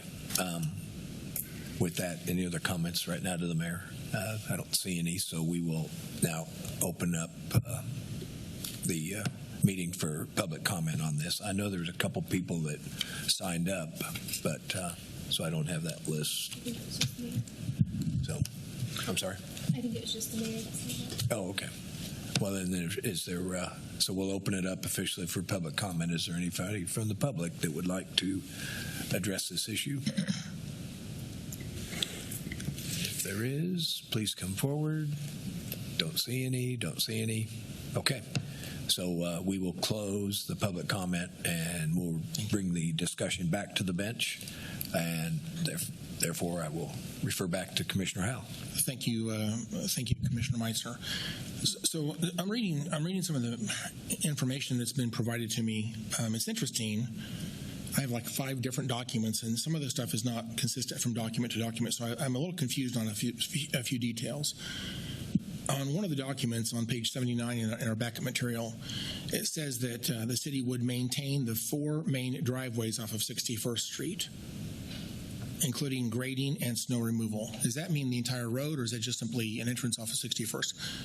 That's the piece we'd have to talk with them, because for us to get on private property, we will need their permission. So those are not public roads. That's a private driveway. So these roads will continue to be private property. They're not going to be turned over to the city or the township. Right. Okay. I mean, I'm sure, as you know, if we ever turn it into a public road, there's a lot more things we would have to do to it, from fire safety standpoint, and whether it's curbing and all that. And so there is no current plan of addressing any of those as driveways. Well, the reason I'm bringing this up is I had a pretty thorough briefing on Monday, and we understood at that time that these roads were going to be taken over by the township, which essentially is, I think, contracted by the city to maintain some city streets. As the city of the third class, they can do that. And in the township taxes, again, these folks are paying township taxes. I understand once they're in the city, that might change a little bit, but there's still some township taxes paid for roads that are maintained by the township for the city. So the township taxes don't go away entirely. But nevertheless, I think it was misinformation that on Monday when I got my briefing, we understood at that time that these streets would be taken over by the township, and I don't think that's true. Yeah. So the service plan needs to reflect that truth. One of the things I'm concerned about here is the service plan is not in front of me. I have 5 different documents, and the service plan is not one of those. So I don't know what's in the service plan. And we're here to review the service plan and to essentially receive and file the service plan, but I don't have that detail in front of me. Unless I'm missing it. Someone please point out the service plan if there is one. I'll go on. If someone wants to show me where that's at, that'd be great. People outside the city, they're allowed to use the swimming pool, I assume. They pay a different fee, I assume, if they don't have a membership? That's correct. Okay, and they do that now? Yes. This is the service plan? Yep. Okay. I have that. Where does it say service plan on it? I don't see where it says service plan. And Chairman and Commissioner Howell, Justin Wagner, County Councilor, I believe the service plan, and you're right, I don't believe there's a title, Commissioner Howell, but what was sent by the city is in pages 75 through 79 in the backup materials. I believe that's the service plan. It includes a number of maps that Sam showed during her presentation, as well as a handful, 2 or 3 pages of text accompanying that. I'll let Sam supplement that too. When we received the resolution from the city, I contacted the city clerk and asked them to submit and send me the service plan. And the service plan that they submitted is on page 77 through 79 of the materials in your book. And that's what they indicated was the service plan, even though there's no title to it. Okay. Well, the way I read this, it sounds like it's a description of the service plan, but I mean, it's really not written in a proper language to be a service plan. This leaves a lot that's very subjective. For example, the city would maintain the 4 main driveways off 61st Street, including grading and snow removal. I don't know exactly what that means. Even the mayor doesn't quite know exactly what that means. I understand your point. The statute simply provides the requirements and the information that can be gleaned from this particular document sets out the services and sets out the timelines and some of the estimated costs in terms of whether it's comprehensive as much as you would like. That's something that ANDALE would have to work on. So our role today is to simply receive and file the service plan. We're going to review it and have a discussion and receive and file. But 3 years from now, we're going to come back and essentially take a look at this and see whether the service plan was honored essentially by this annexation and by the city of Andale. And so we need to have some clarity exactly what we're judging, if you will, in 3 years. We need to know what those requirements are. They should be clearly listed. And right now, this as it's worded, is not very clear in a number of areas. I will, again, just to ask, it ends on page 79. Is that correct, Counselor? Okay. Yes, all I've got is what's written on page 79. Really. There's a few pictures here on page 77 and 78, and there's some words on page 79. It's not very extensive. Okay, so you mentioned earlier that the sewer fees would be reduced by $25, that they're currently paying $50, and they're going to be reduced to $25. That's also not in the service plan. Just want to be clear. Again, that may be clear to someone, but it's not written in here. It would be in, I apologize, Michelle, but I believe it's addressed in our city ordinances that states what our sewer fees are on a monthly basis, and if you're a non-resident, what that sewer fee would be. So I think it's addressed in there, and so our first pass at this part, going through that, so we've had it reviewed with by our legal people on that part, and I will say, and I fully acknowledge what you're saying, Commissioner Howell, that the hearing, we need more information from them as far as if they're annexing what services they would need. So some of that is to be determined as we have our hearing and get more information from them. This was our proposal to them that we can, as I understand it, we can amend and get an agreement with them. With all due respect, I disagree. I think the service plan should be set in stone right now, so we know what we're receiving and filing for 3 years from now. Okay. So again, the fact that that's not complete tells me we have a cart before the horse here today. Well, then what I would tell you then is that is our final plan, and that's what we will implement with them. And if we have any changes that come out of that hearing on July 29th, we will have a different resolution stating what that plan would then look like. All right, let me go over some math with you. And again, I don't know how someone else calculated these numbers, but let me just tell you, I took the current 2025 numbers that came out in March. Those homeowners received a number of their assessed value for those homes, those 12 homes. The total assessed value for these 12 homes is $821,646. That's the assessed value currently. The current mill levy today is 106.796 mills. The new mill levy, if this goes, assuming ANDALE does what we believe they're going to do, the new mill levy is going to be changed to 149.910 mills. I'm looking at Angela. She's going like this. If you do the math, okay, the collective, again, based on today's value, based on those two numbers, today they would be paying $87,748 between them to all taxing authorities. They're going to increase that by $35,398 between them. The new total for their taxes together is now $123,146. Now, we're all passing budgets right now, so this is going to change, because if we all increase our budgets a little bit, by the time they do the next calculation, then the December payment is going to be probably even more than that, okay? But today, on today's numbers, what we have in front of us today, that is a $2,950 increase on average per home. $2,950, not $2,500, it's $2,950. It is exactly right at $245 a month per home average, not $208. So, Commissioner Howe, could I state, so that number, that the $2,500 we took from the Heger Orth, there's a Heger Orth edition as well, and there's that Heger East edition, we use the numbers as provided to us. I didn't want to get in contention with an argument of, is it this number or that number? They presented us with a $30,000 increase. Divided by 12 houses, got to $2,500. That number needs to be more like $36,000 on that part of. But again, rather than getting in a debate what the number was, we took the number as supplied to us by them. I understand. And again, just to be clear, I received this information on Monday afternoon, my initial briefing about this entire issue. I didn't know a thing about it until Monday afternoon. So this information is available online, and that's where I went and got my data. Having said that, the tax rate increase, the rate increase is 40.37.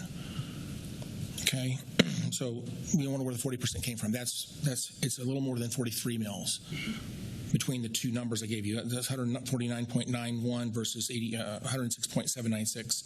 That's a 43 mil difference. It's a 40.37% increase.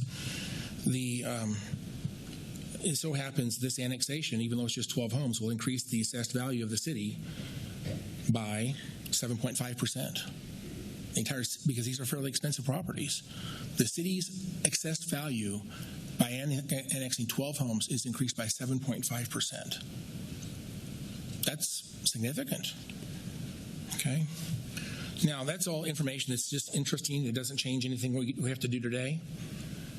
But I want to be very clear as I speak about this, that those are the numbers. I think the numbers that you've heard by other people speak, in my opinion, are not as accurate as what I just presented to you just a moment ago. I have a few other questions I want to go over, then I have a statement I want to make.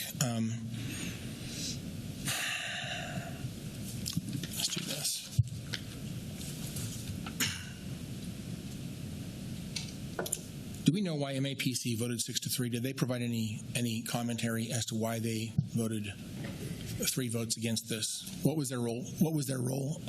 Excuse me. Sir, after 2 members of the public spoke on this, which is 2 homeowners, there was just 3 that did not want to approve or make a finding that it was compatible with the comprehensive plan. Okay. Just while you're there, I'm looking at 2 things. We have the Wichita-Sedgwick County Comprehensive Plan, or called the Community Investment Plan. And in that map, it shows this as I say harvest gold color, which means the small city urban growth area. This is in that area for the Community Investment Plan or Comprehensive Plan. But then there's another chart that's called the Future Land Use Map. And I can't read the date on this when this was adopted. But you'll notice on that land use map, there's all kinds of residential areas that are indicated on this map. This entire area does not indicate a residential area. Do we know why? I do not. It could be this is very old. Maybe this precedes, if you will, the construction of these homes. I don't know. But just with respect to it meeting the comprehensive plan, I'm just wondering, what is the purpose of the land use map? Where does it come from, and why is it in here? All right, let me go on. Someone can maybe get an answer to that question. A few other questions here. You say, this is a letter I received. It's in my stack of papers this morning. It says here, the City of Andale is prepared to provide city water services to the HEA, that's the community, that's these 12 homes, if the annexation is approved and the residents request services. It says there are existing homes within the city that are not hooked up to the city water following the city regulations, that existing houses do not currently, any existing houses not currently hooked up will not be required to hook up to Andale water unless the house is sold. So are we saying that if one of these houses goes through a sale, they're going to have municipal water? Under the current ordinances, they would have to be required to come to the city to want it to be mandatory to get on the service. They can ask for a variance from that part, which, as I brought up, there were other houses in Andale. I don't know why the variances were granted, but there was an agreement with the then city council that not force them to be hooked up to city water. And again, if let's say there's a house in the middle of the city of Andale and it doesn't have municipal water, but the neighbors on all sides have municipal water, I understand that point. And this is not uncommon for that type of thing to be in a city code. But these 12 homes, they don't even have water on their side of the street. They have to cross the street to get to the nearest water. There's a map here that shows Water Tower is north of 61st Street, which is where our wells are at. We'd go straight east.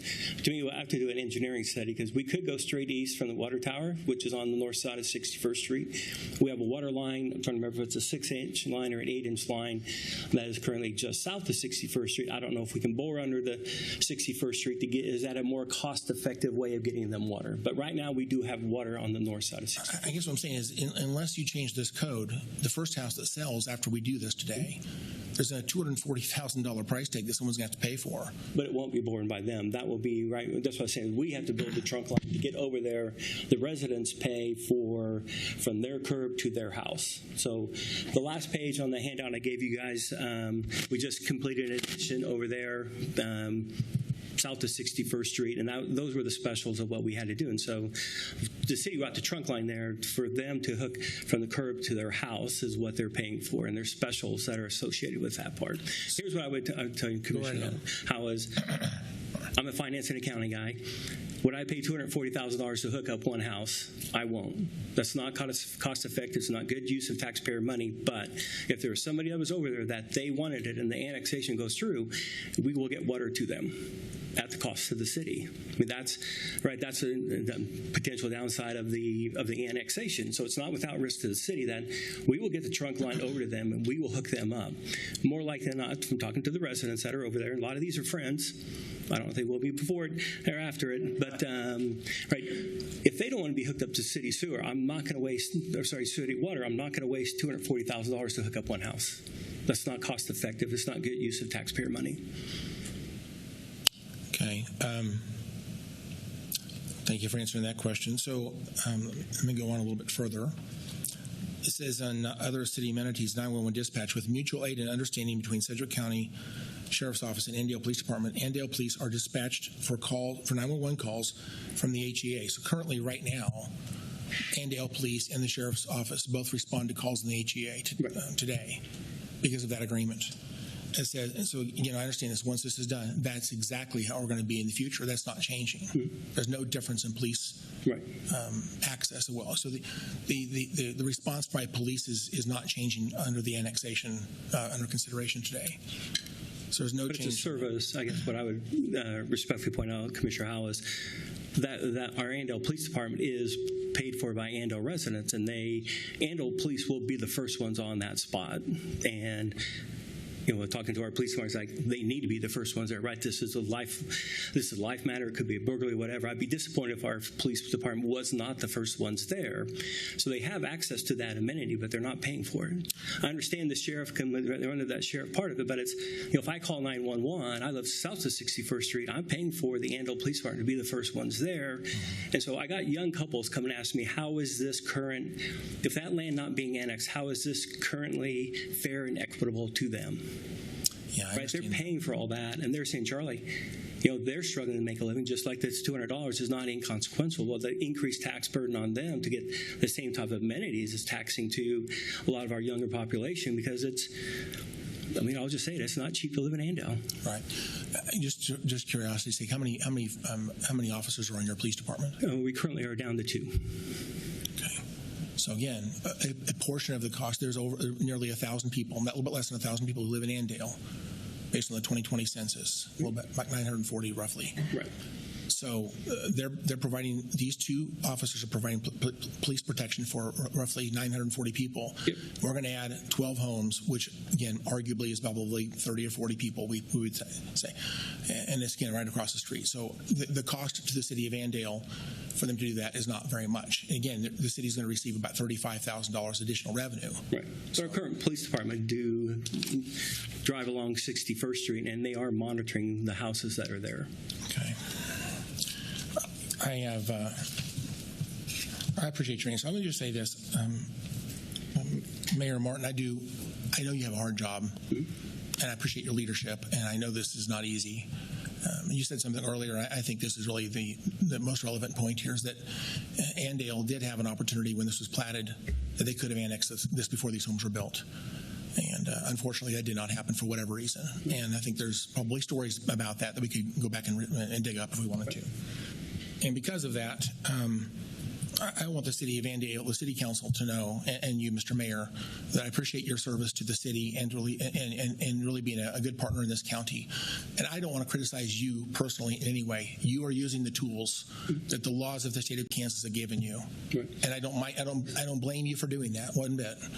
I am a little concerned that these 12 homes have essentially, the laws being set the way they were. They've made investments, and if you're talking about adding almost a $3,000 bill to the cost of every one of these homes, on average, about almost just under $22,950 a year, and that's a current estimates. It's going to go up because everyone passes the budget. It seems to climb a little bit. So just to say $3,000 a year is a financial burden for almost anybody.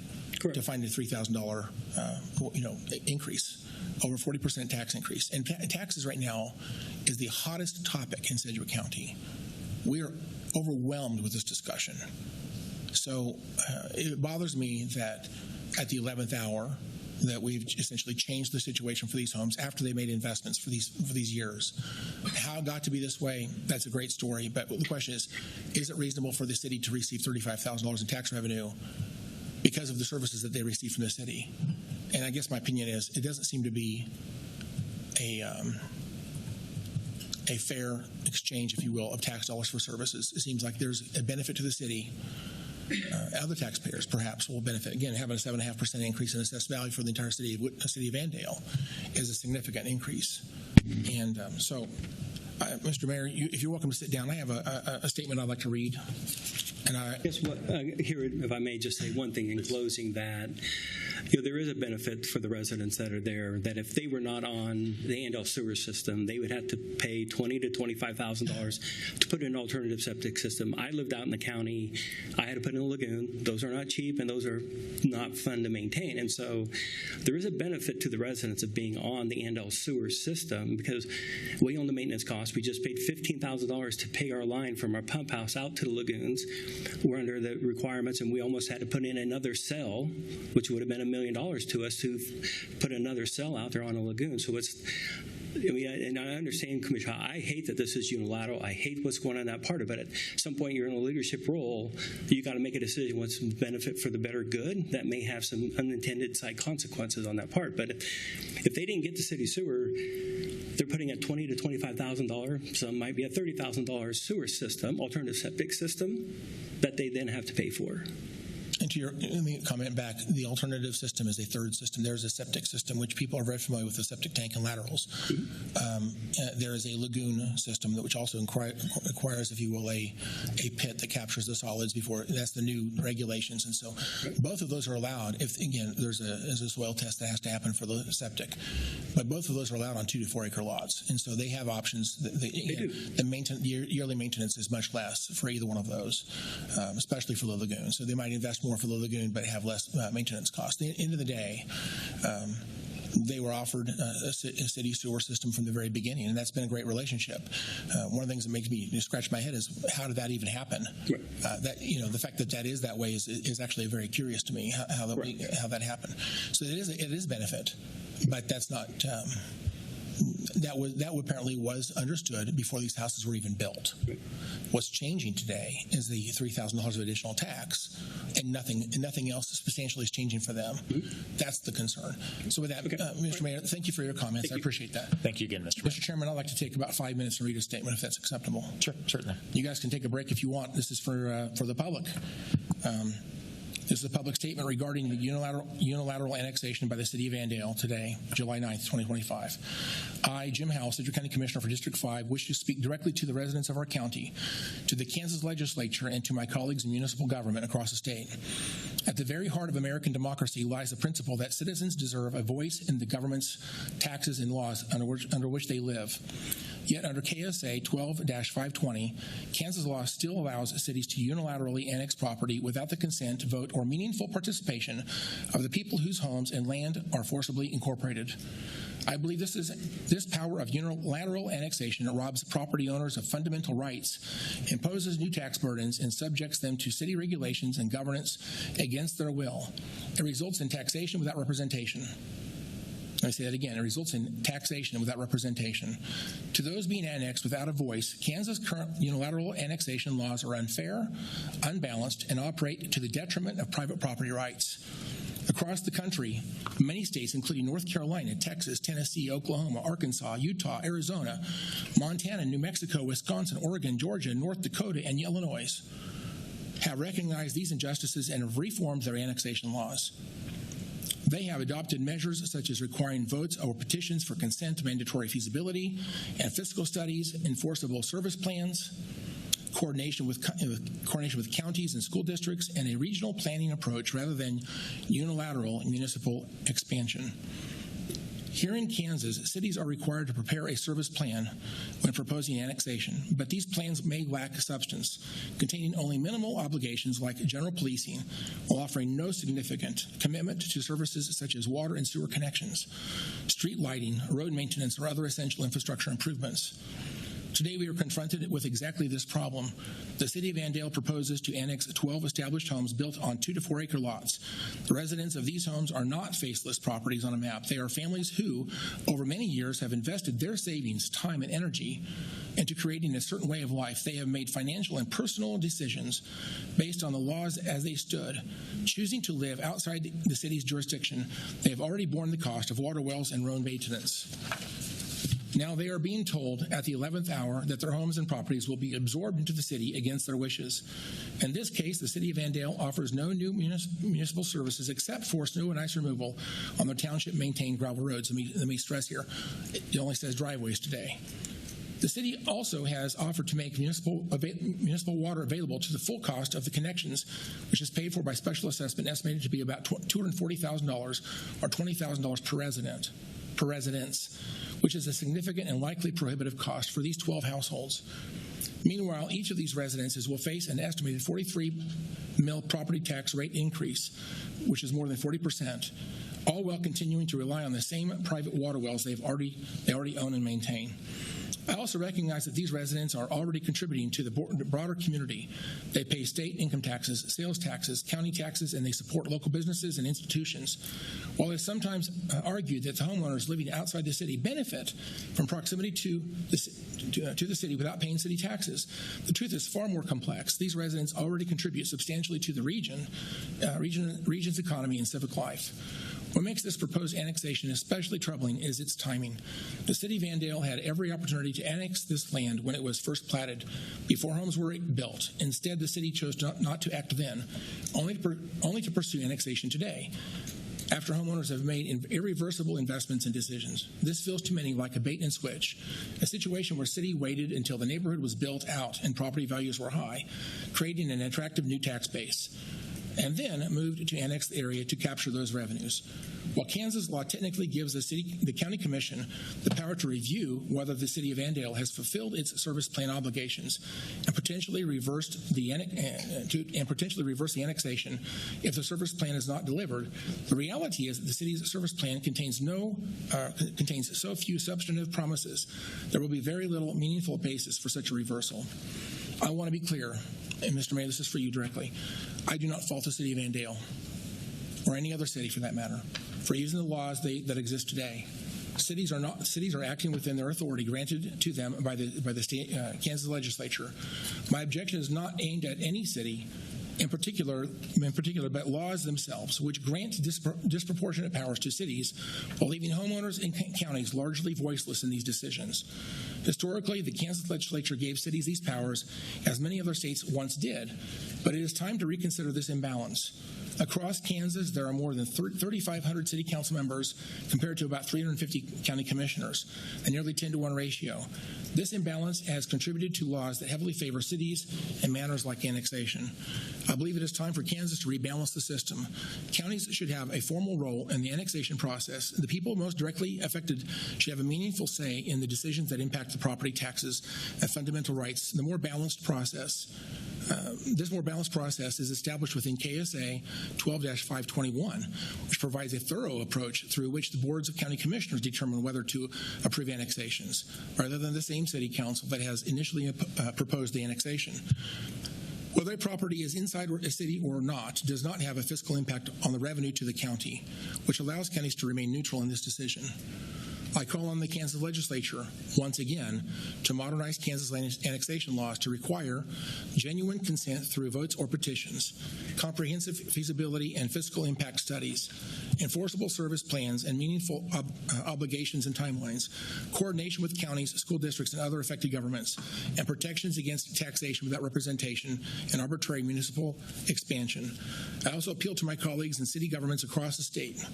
Even when the laws allows unilateral annexation, I urge cities to recognize that there remains a higher duty to constitutional principles, fairness, and respect for the voices of property rights of people who have chosen to live outside the city.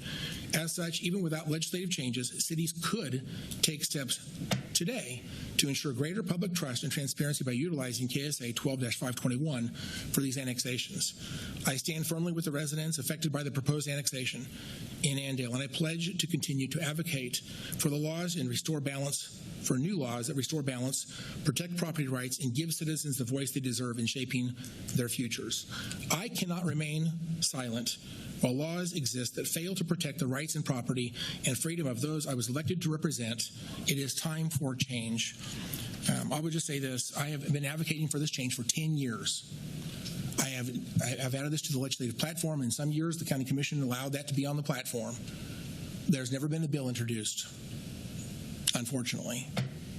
I have great opposition from cities. It's kind of like asking Congress to vote for themselves a term limit. They're not likely to support that because it takes power away from Congress. Cities have been largely opposed. I would appeal to them on the principles. constitutional principles. This is best for our state. It doesn't stop annexations. It just simply means the people approving annexations don't have a dog in the fight. You make your case before the county commission, and it's a very, very exhaustive process by which an annexation is approved. It gives a voice back to the people, and that's what needs to happen. By the way, this is on our legislative platform in 2025 because we asked for it, although we didn't spend any time working on it. And it's on the KCCA, the Kansas County Commissioners Association, as well as the Kansas Association of Counties, KAC's platform. Because I asked them to take this up at the last annual meeting here in Wichita, and they did decide to add this to the platform. So this is not a new topic, but it's a topic that's had almost no attention. I think as county commissioner, we need to highlight this and make this a much larger priority for our county. I know it's going to be difficult. I'm not trying to stop annexations at all. I want to give the voice back to the people so they have representation in the process. And it has to be meaningful. It has to be a fair exchange of services for the taxes they pay. With that, Mr. Chairman, I'll stand silent now, and I will say I'm planning to sign this, and there's a list of people I will be sending this to as well, the city of ANDALE. You'll get copies of this. Thank you for the chance to speak. Thank you. Okay. Thank you, Commissioner. Okay. Any other comments or questions from the board? I'd like to say again, Mayor, thank you for being here today. We're grateful for that. Okay. All right. I'll make a motion to receive and file. Second. A motion and a second. Madam Clerk, please call the roll. Commissioner Blubaugh? Aye. Commissioner Wise? Aye. Commissioner Howell? Aye. Commissioner Meissner? Chairman Brady? Aye. Okay. Thank you again. I'm going to make one adjustment to the schedule here. I'm going to move up item K. There's only 2 items on there. Item K is the report of the bid board. We're going to move that up. So, Madam Clerk, can you please call item K? Item K, report of the Board of Bids and Contracts regular meeting on July 3rd, 2025. And we don't have Joe Thomas. We have Tammy here today. We do. I just got called up from the miners. There you are. Night, so here I am. Take a swing. You're good. So, good afternoon, Mr. Chairman, Commissioners. Tammy Culley, Purchasing. The regular meeting of the Board of Bids and Contracts of July 3rd, 2025 resulted in 2 items which require your approval.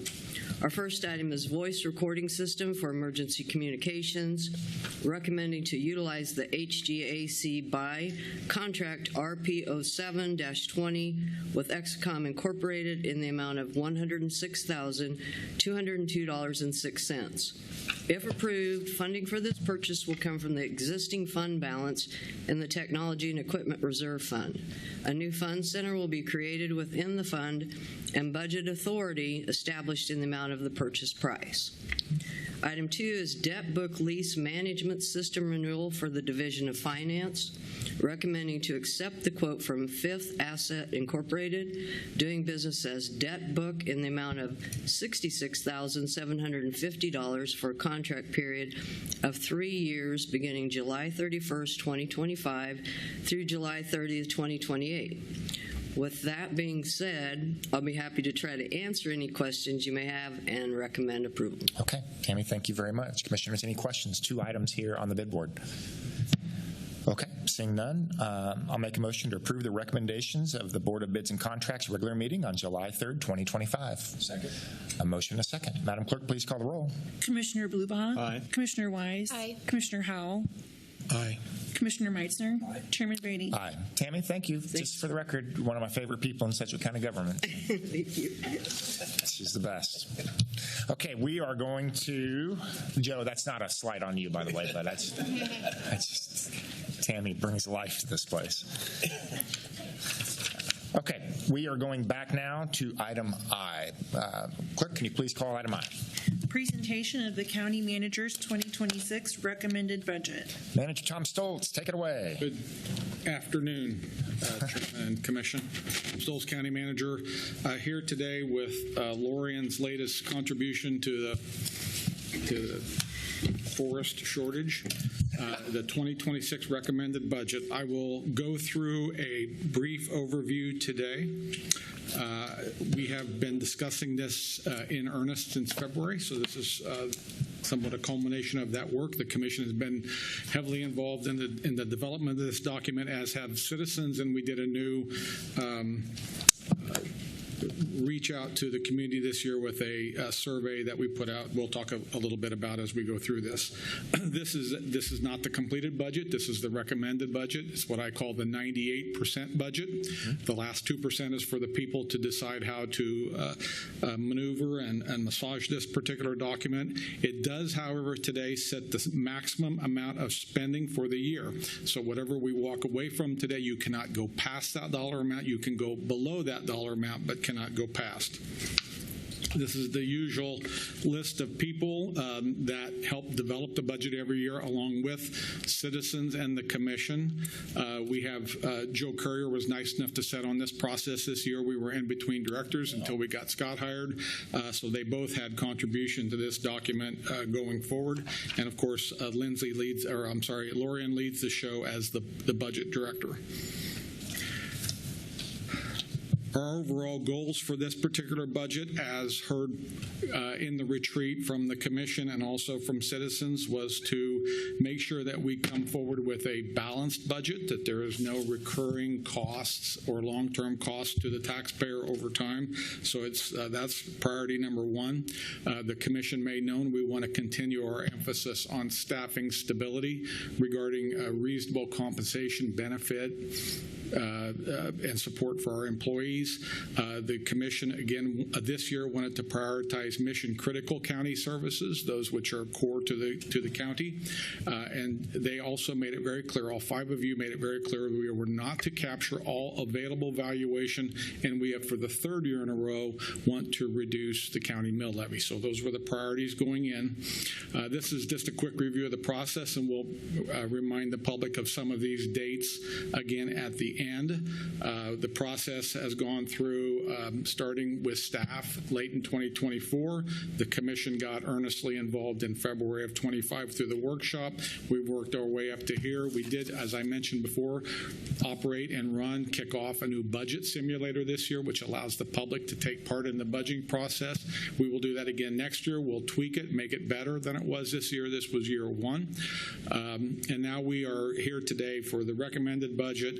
Our first public hearing will be July 30th in an evening meeting, and then our second public hearing will be on day of adoption, which is August 20.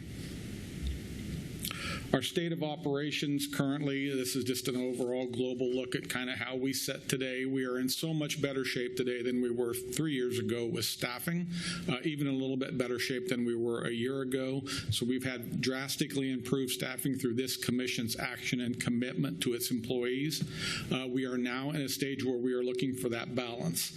There is still a relatively low unemployment rate in the Wichita-Sedgwick County metro regional area, and so we have to be cognizant that we want to make sure we keep our staffing, and that we have to, unfortunately, watch what other employers are paying employees to make sure that we stay competitive and balanced in that. So that's the mode we are in. There is, inflation has slowed, but there is, and I think we all feel it in our home life and our other outside life away from the county, there's just an increased cost of doing business right now. Everything costs more, so we have to take that into account. We have several major projects going on in the county. We have a juvenile justice campus we're taking a look at. We have a CommCare campus we're taking a look at. We're trying to figure out our place in the puzzle of homeless mental health and substance abuse treatment. We have an emergency operating center that needs, we need a different facility there. We have a regional forensic science center that's growing. We have an admin building for county business. A lot of big projects that we're juggling, and over the next generation we'll have to figure out a way how to handle. And then to start this year's budget, we always end up with a little bit of a structural imbalance that we have to repair as we go through the process. That number this year was right around $2.2 million. So all of these items on this state of operations we will address in this particular budget, and I'll go through that very quickly here. I have 6 slides regarding recommended adjustments. The first thing we have to do is balance the budget, and the budgeting team and I sat sat down and we put the pencil to paper, and here's how we're recommending to do that. This budget recommends decreasing crime prevention funds and cultural arts entertainment subsidies by $560,000. This budget recommends cutting KPTS programming to the tune of $80,000. This budget recommends transitioning ComCare property tax funded items to the CCBHC revenue funding stream, and that will save property tax about $366,000 ongoing dollars for the future. We have increased revenue projections by about $300,000 due to robust sales and use tax, motor vehicle tax, and investment income. We feel confident over the next 3 years that those will stay high. So we were able to increase those projections by $300,000, and we raised the valuation capture from 5.0, which we had talked about through the process, to 5.5%, which raises $950,000. That takes care of the $2.2 million structural imbalance. In the staffing and stability area, we are recommending what we consider to be market competitive raises for our employees. Most of our employees will get a 3% adjustment plus a 1% scale movement across the board. That includes EMS. The sheriff has a 5% step model, so he will get, the sheriff's employees will get a 5% step plus a 1% scale movement, and fire will receive their 3% step adjustment. They received their scale movement a year ago, so they will not receive one this year. I might mention here that in addition to compensation, this budget has a lot of money in it for equipment, because equipment and the environment that our employees work in is as important to them as pay a lot of times. So we want to make sure that their environments are safe and modern, up to date. We have a lot of different kinds of departments that run with a lot of different kind of equipment. We invest in our supervisors because supervisory competency is an important part of our employees' happiness and morale at work, so we continue to invest in that as well. It's more than just pay. For mission critical services, the paradigm shift this year, and this is significant, is what we are going to look at doing with this recommended budget and 911. We are looking to add 20 additional positions, and I was public safety director 7 or 8 years ago before Rusty, and Laura was asking at that time for a model which would segregate call takers from dispatchers. We have talked about this for years and years. This is the year, these last couple of years, this year and potentially next year, we're going to try to actually pull that off. So we'll give 911 the resources this year to hire 20 additional positions for emergency communication and allow Laura a real opportunity to segment those types of positions where you have these people that have to do this awful multifunction at a desk where they're trying to listen and talk to people who are in trauma, yet dispatch resources all at the same time. There has to be a better model, and Laura has come forward with a really robust plan. We want to accredit our 911 system, so we'll put in one position in this recommended budget to do that. We also have some ancillary additions for her, some public education and recruitment dollars to the tune of about $20,000, and additional consoles so that she can take on this additional staff. Those will be using 911 funds, though, and not property tax dollars. In addition to the 911 area, we want to add 7 engagement care specialists to ComCare using CCBHC funding. These are wraparound types of specialist services that will help homeless people, it will help children, it helps our mental health component from stem to stern, so we recommend adding that. And then we have 2 other service improvement recommendations, a part-time position for strategic communications to help Nicole put the messaging out for the county and to better serve this commission as they put their messages out. And then I don't know what to do with elephants at the zoo besides add 2 keepers. We've had 3 baby elephants. There are more elephants out there than we can manage with current staffing, so Scott has asked for 2 additional keepers, and that did make this recommended budget. Regarding valuation capture and mill levy reduction, which I had stated under goals, this budget recommends capturing 5.5 of the 8.6 assessed value growth that's available. We will reduce the county mill levy by 2/3 of a mill, which is about twice what we've reduced it over the last 2 years, and we will reduce the fire mill levy by 1/4 of a mill in this recommended budget. We will not fund the additional $10 million which departments requested through decision packaging processing this year.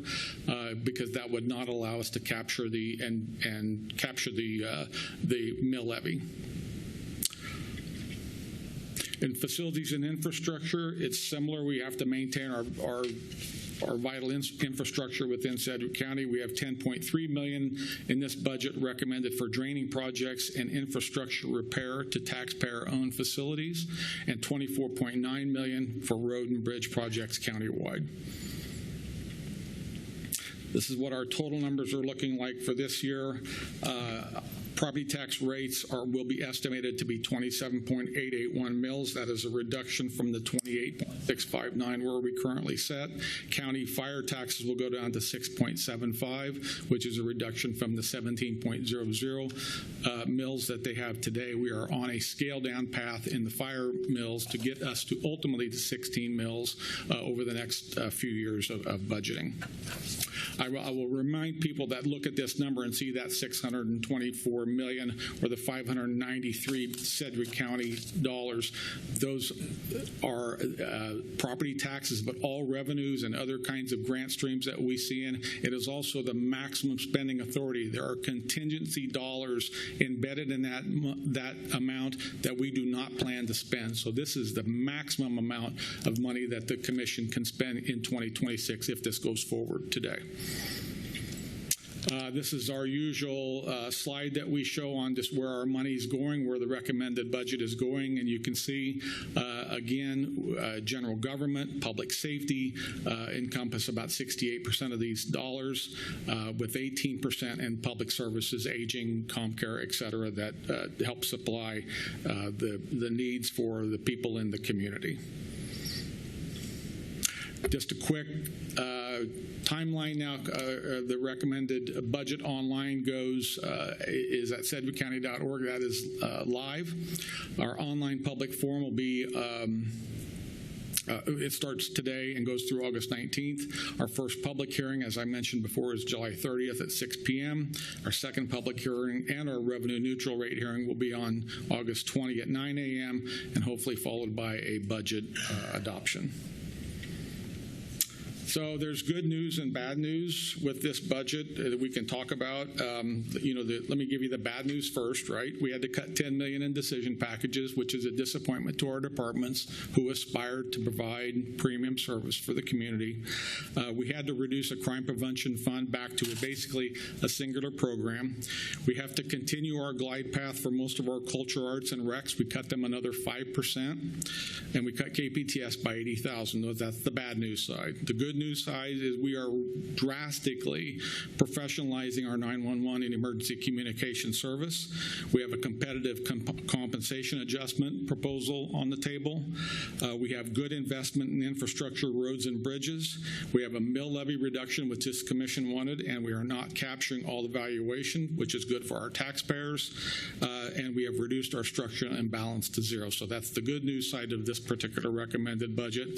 We will Lauren will be up next, but we will spend the next 6 weeks basically talking about this budget. The commission can hear from constituents, and again, we know that you will come in and make minor adjustments to this budget. We expect it and we welcome it, and we'll be ready to pivot how the commission sees fit going forward. That is all I have, and I'm asking if there's questions, or if not, please receive and file, and we'll move on to the next item on budget adoption. Okay. Thank you, Tom, for this, and I just want to publicly thank all your staff for the work they've done.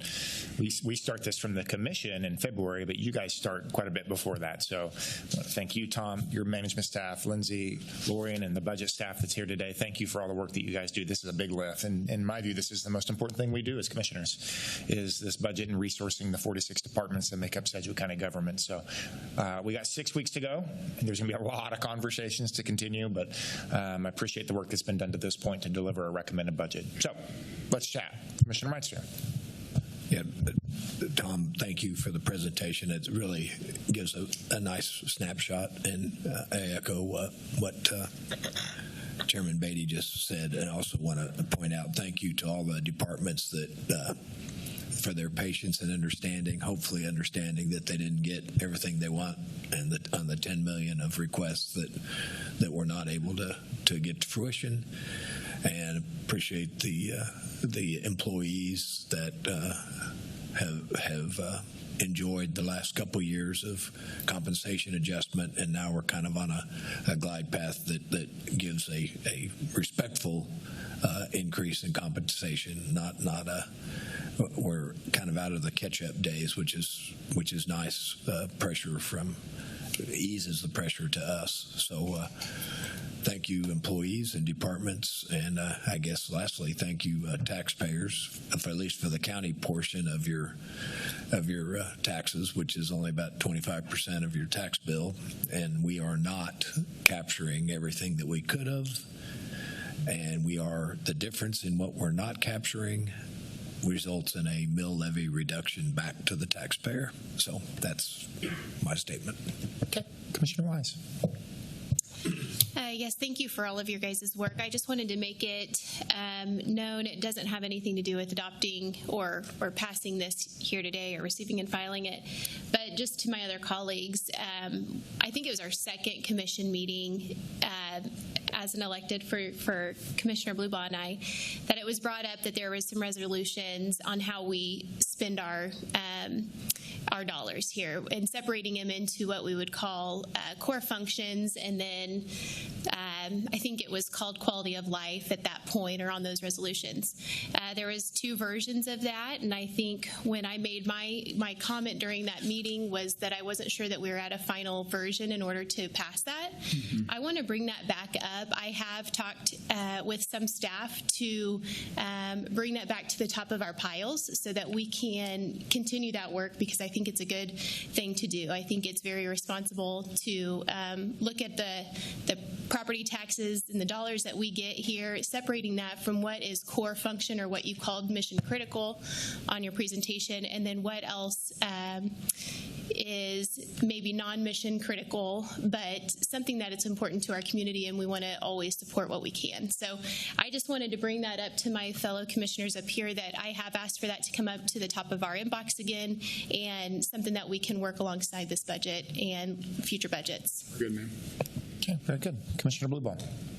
Thank you, Chairman, and thank you, Tom, for everything you did there. We've had this delicate balance from us over in the city and over here, the municipality, with the law enforcement. WPD and the sheriff are competing for folks. Our suburban cities are trying to get them as well. And I know we're pretty good staffing levels, both City of Wichita and here right now. Do you feel like that 5 and 1 is going to be enough to sustain that in the future? Yeah, there's a finite number of people that want to go into that type of work, so we are in a competition mode, unfortunately, with Wichita and the other jurisdictions. We've talked a lot with the sheriff about that. I know he is concerned. We'll watch that very carefully. We think that this will be good, but we have to keep an eye on what City of Wichita is going to do with their FOP contract. We'll watch that as it goes forward. And if they go and lay a lot of money on their police candidates, potentially, I think we may have to react to that on this side. But I think going in, this is the right number to start with. Okay. I realize it's very fluid, so hopefully, I know we're going to keep watching it so we don't get into a situation like we have in the past. Yeah. Thanks. Very good. Commissioner Howell. Thank you, Mr. Chairman. It's been a number of years since I've asked this question, but a 1% raise for county staff, you could break this down to, there's a portion of it that is property tax funded and a portion that's not. Mm-hmm. The portion that's property tax funded, what is the cost of a 1% raise how much does that cost our property tax fund? Do we know that off the top of our head, Lori? 1.3 million per 1%. Per click. 1.3 million. What Lindsay's saying is 1.3 million per 1%. Right. So in doing a 3+1 this year, I can take that and say that's the cost of that 3+1 raise. I could take that 1.3, take it times 4 roughly, and find out how much we're spending for that. Altogether, the compensation package is $10.3 million total for this budget. All funds. Do we have a breakdown of I was actually kind of surprised to see this number in here, but according to this, it says we're the third largest employer in the county now, and we have, according to this, I guess counting the fire district, we have 3,100 employees now. Is that the right number? I guess I used to say 3,000, but this is actually 3,100 now is a rounded off number here. So, for the record, Lindsay Poverso, your CFO. For the $1.3 million per 1%, that is generally accurate, what you stated about the 3+1, but you also have to recall that the sheriff has a particularly large portion of that overall budget, and the 5% steps along with that 1% scale adjustment, depending on which pay plan you look at, will have a disparate impact. But yes, overall, it's about $1.3 million. And then can you restate your second question? I guess out of the 3,100 employees, overall, what's the break? If I was to divide it, how much of that labor force, if you will, is supported through property taxes versus other funding? So if you look at the first page of your executive summary, I'm going to steal Tom's book since I came ill-prepared to the podium. My apologies. What you can see at the bottom, it's technically page 1, just behind that executive summary tab. You'll see how many positions there are, and I don't want to say necessarily positions, they're FTEs. So when you're talking about 3,100, there's a difference between head count, actual human bodies, versus the number of authorized positions. And so you can see there's 1,913 FTEs in the general fund and then 254 positions in our other funds, and that would also include the fire district. So 1,930 and plus 254, so it would be about 2270. Okay. I wonder where that 3,100 came from. It's also on page 1. If you go all the way over, you'll see that there's another 939 positions in non-property tax supported special revenue funds, and then about 72 FTEs in our enterprise and internal service funds. So that's where your total FTE count comes from. Back to the sheriff's pay plan, and I'm not sure how many other pay plans are the same step percentages, but at 5% per step, if the state does introduce, if you will, a mill levy cap of whatever, let's say 3% or 4%, whatever they end up with, if that happens, are we going to have to visit that? Because that becomes, in other words, one way to fund a 5% step would be to pull money from somewhere else in the budget, I would assume, or increase the mill levy. Right. The intent of that legislation is to not increase the mill levy. I mean, they're hoping they're trying to get us to starve the beast of government, if you will, and that means we have to make these very difficult decisions, not to raise the mill levy rate, but to simply live within our means and tighten our belt and figure it out. Right. So I guess I'm wondering, what was the CPI growth this year? Do you have that number? Let's say last 12 months. What's our last 12-month CPI? I think it's a little more than 3%. It's probably about 3.3 if we average the total of 12 months, but it is decreasing a little bit. So what makes me uncomfortable is we're capturing 5.5% growth on a budget that has in the background has about a 3.3% economic growth rate. Even though assessed value did go up 8.6 for the county, I guess 8.3 for the fire district. At the end of the day, by capturing the 5.5% here, we're increasing our budget more rapidly than CPI. I think that's accurate, but one of the things that we've talked about in the past is that there's also new growth that's occurring within the county, change in use of property. There's expiring TIFs that we expect to be able to recover those funds, and so we have the values for all of that we're happy to provide, but I think that also gives some justification. I also think it's important to note that emergency communications with those 20 positions, we're not just trying to support the day-to-day increases. We are making a deliberate choice to try and improve that quality of service level based on a number of factors. So there are some considerations that have to be made, I think, for that as well. So again, I'm not getting into the details today because I don't think today's not my day, but on the public safety section of this budget, it talks about the 20 new positions. The growth on that line is adding $1.1 million to that type of position. And again, I trust Laura. I think she does a great job, and I want to support emergency communications. This comes from the Jensen Hughes report primarily that highlighted this idea. What I'm wondering is, have we validated the fact? I mean, there may be a utopian way to do government, but I'm wondering, is it affordable? How many governments of our size? Maybe she's presented this in the past. Maybe I just forgot. But it seems like, is this a norm for governments like Sedgwick County? Because I understand that call taking and dispatching is not necessarily abnormal to be together. I know it's a little complicated, and they have to learn how to do this, but it's like listening to air traffic control, in my opinion. It is a real skill set, and they learn how to do that. But the question is, the Jensen Hughes is not a mandate, it's simply recommendation. So what I'm wondering is, do we want to stage ourselves into this 20? And in fact, let me just point out, on my sales tax referendum proposal I'm coming up with, it would actually generate some revenue for additional support for 911 and EMS, because I really feel like those are two areas of public safety that we need to improve our response rates and stuff like that. But to do it this year is what I'm wondering. In one giant step, like 20 people in 1 year, seems like a lot. And what I'm wondering is, have we done any type of independent analysis? I know Laura is a firm believer that this is a solid request, and Jensen Hughes is recommending this. What I'm wondering is, if we analyze this independently, and do we agree that there's a justification that this is a must? We must do this right now, or is this something like it's a good idea? And knowing, again, other governments around the country don't necessarily do it separately. There are many places that do it together.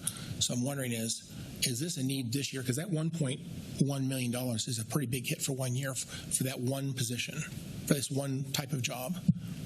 Well, I'll take a shot, and I can call Rusty down here.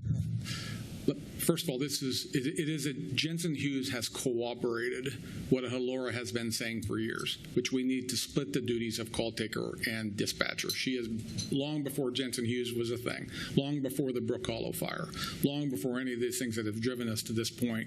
Laura has been advocating for this for years, and it's not that it fell on deaf ears. We heard her. The problem was she had so many open positions that to add 20 positions to an area that had 10, 15, 20 openings that she couldn't get filled because of a number of factors was moot.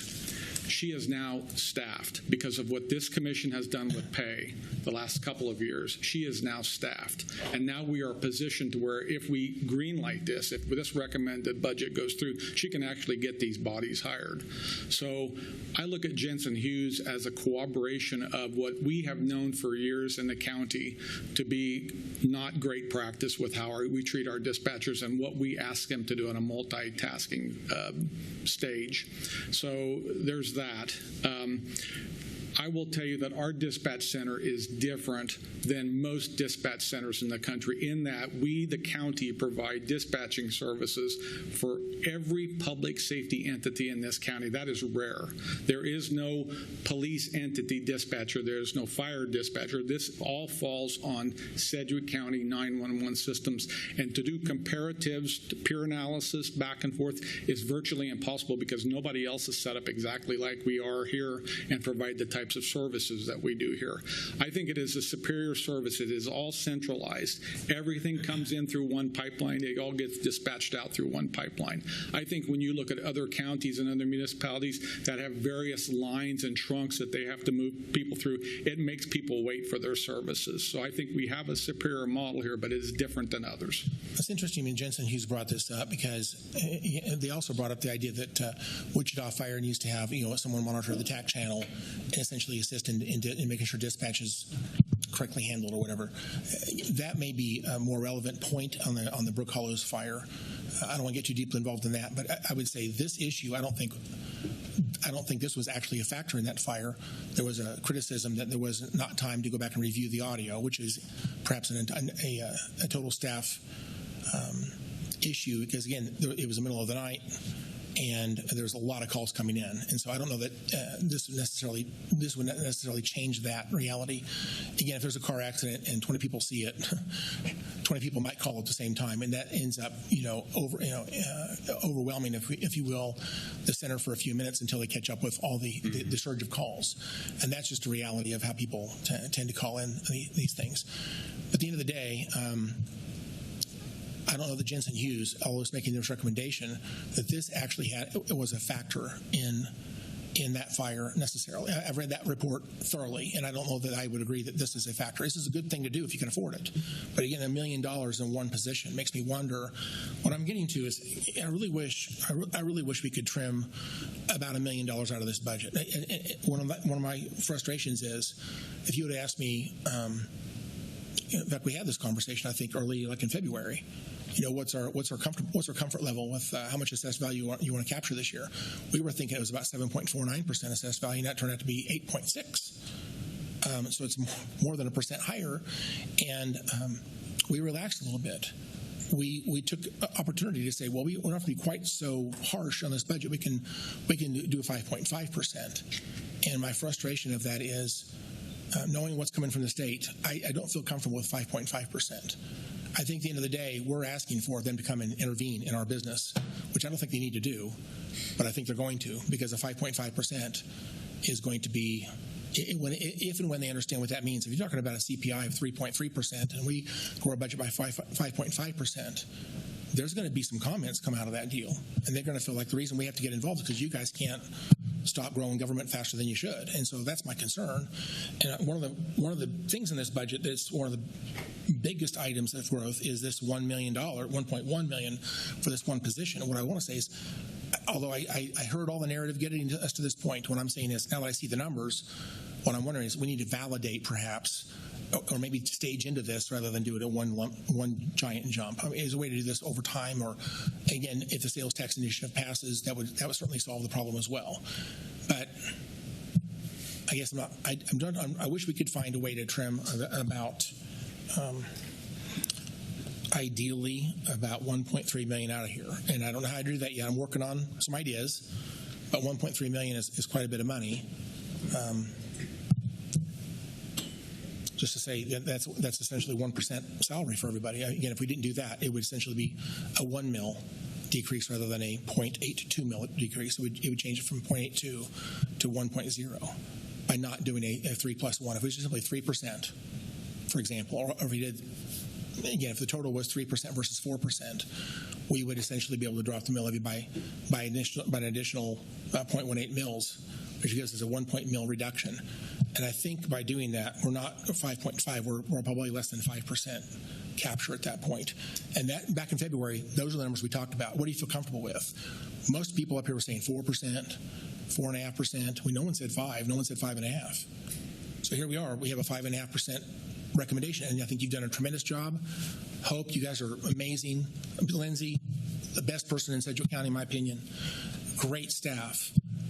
And you guys have done tremendous work to get us to this point. My question is, how can we get to that number that is going to impress our legislature and our citizens that we've actually done this in a way that says we're tightening our belt to the point it's not comfortable. It's uncomfortable. But we have to live within our means, and we don't have the revenues to continue growing our budget faster than the CPI. What's going to cause us to do that? If we don't do this independently, the state legislature will force our hand at some point. And I would just like to say, I just got this budget yesterday. I've spent a lot of time in here already. As you can see, I'm working on ideas on things we can do to trim here and there, but my goal is 1.3 million out if we can do it. And one of my concerns is this is such a big number for one thing, and we have not actually validated independently. I guess I want to just raise the issue and say, can we go take a look at this? I'll stop talking. Thank you. Okay. Other questions or comments? Okay, as Tom said, we will work towards a final adopted budget on August the 20th. We have a public hearing that will take place on July the 30th. So we've got a lot more work to be done here. It's going to be a lot more interaction, a lot more discussions. I would also remind my colleagues that there's a line item on every BOC agenda called budget hearings or budget discussion. And if you have ideas, if you're working through some things, we can work through them together so that staff has time to prepare information to bring back to the commission, and then we have time to digest adjustments that we can make. So, okay, Tom, I think we're good. I appreciate it very much. It's a lot of work to be done. I'll make a motion to receive and file. Second. A motion and a second. Madam Clerk, please call the roll. Commissioner Blubaugh. Aye. Commissioner Wise. Aye. Commissioner Howell. Aye. Commissioner Meister. Aye. Chairman Brady. Aye. Next item, please. Item I, authorize the publication of the maximum property tax levy to fund the 2026 Sedgwick County budget and establish public budget hearings on July 30th, 2025 and August 20th, 2025. One small, it's item J, correct? Item J? Oh, item J, I'm sorry. Item J. Just making sure we're on the same page, and we are. Lorian? Good afternoon, Chairman and Commissioners. Lorian Showalter, Area Budget Director. The item before you is a request for authorization to publish the Notice of Public Budget Hearing, which also establishes the maximum budget and the maximum property tax levy for the 2026 budget. State law does require that the county publish the time and place of a budget hearing at least 10 days prior to that hearing.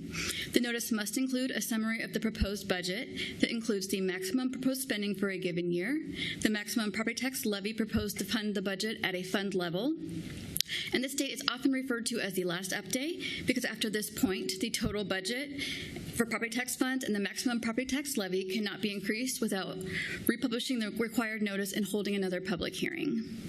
This notice will also publicize the intent to exceed the revenue neutral rate of 26.427 mils in the recommended budget.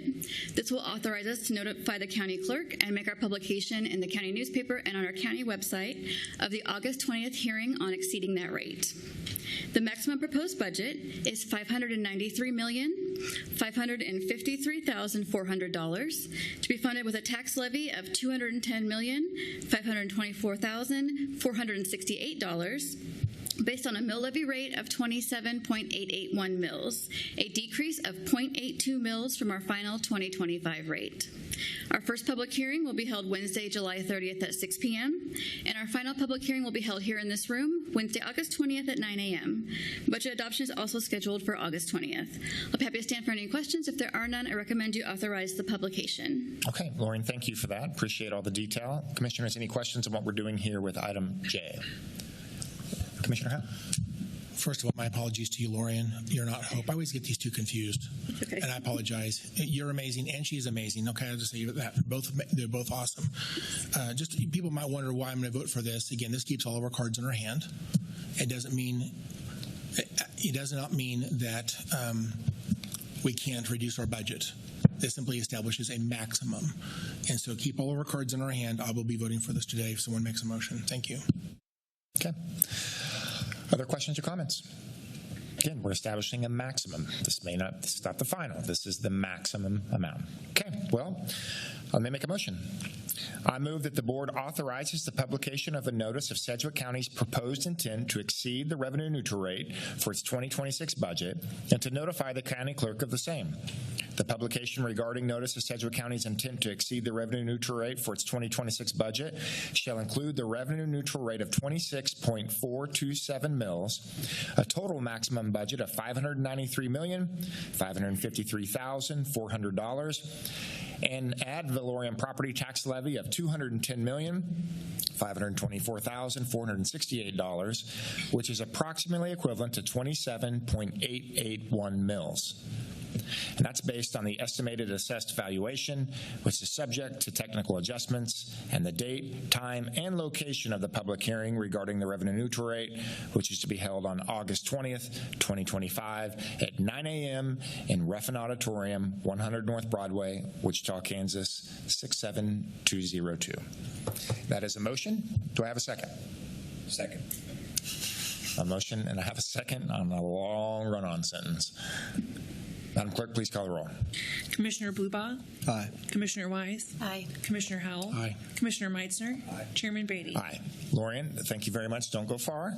We're going to pause the Sedgwick County Board of County Commission meeting, and I'm going to call to order the governing body of Fire District Number 1 so that we can entertain the same type of business. Madam Clerk, first item, please. Roll call. Commissioner Blubaugh? Present. Commissioner Wise? Present. Commissioner Howell? Present. Commissioner Meitzner? Present. Chairman Beatty? Present. Next item, please. Public agenda. There is no one signed up for public agenda for the Fire District. Next item, please. Consideration of minutes. Item A, fire meeting minutes of June 25th, 2025. All commissioners were present at this meeting. Do we have any questions or comments on the fire meeting minutes? Okay, seeing none, I'll make a motion to approve the fire meeting minutes of June 25th, 2025. Second. A motion and a second. Madam Clerk, please call the roll. Commissioner Blubaugh. Aye. Commissioner Wise. Aye. Commissioner Howell. Aye. Commissioner Meissner. Chairman Beatty. Aye. Next item, please. New business, item B, authorize the publication of the maximum property tax levy to fund the 2026 Fire District 1 budget and establish public budget hearings on July 30th, 2025 and August 20th, 2025. Hello, Lorian. Okay. Thank you. For the record, Lorian Showalter, Area Budget Director. So this item is identical in purpose to the item you just approved for Sedgwick County.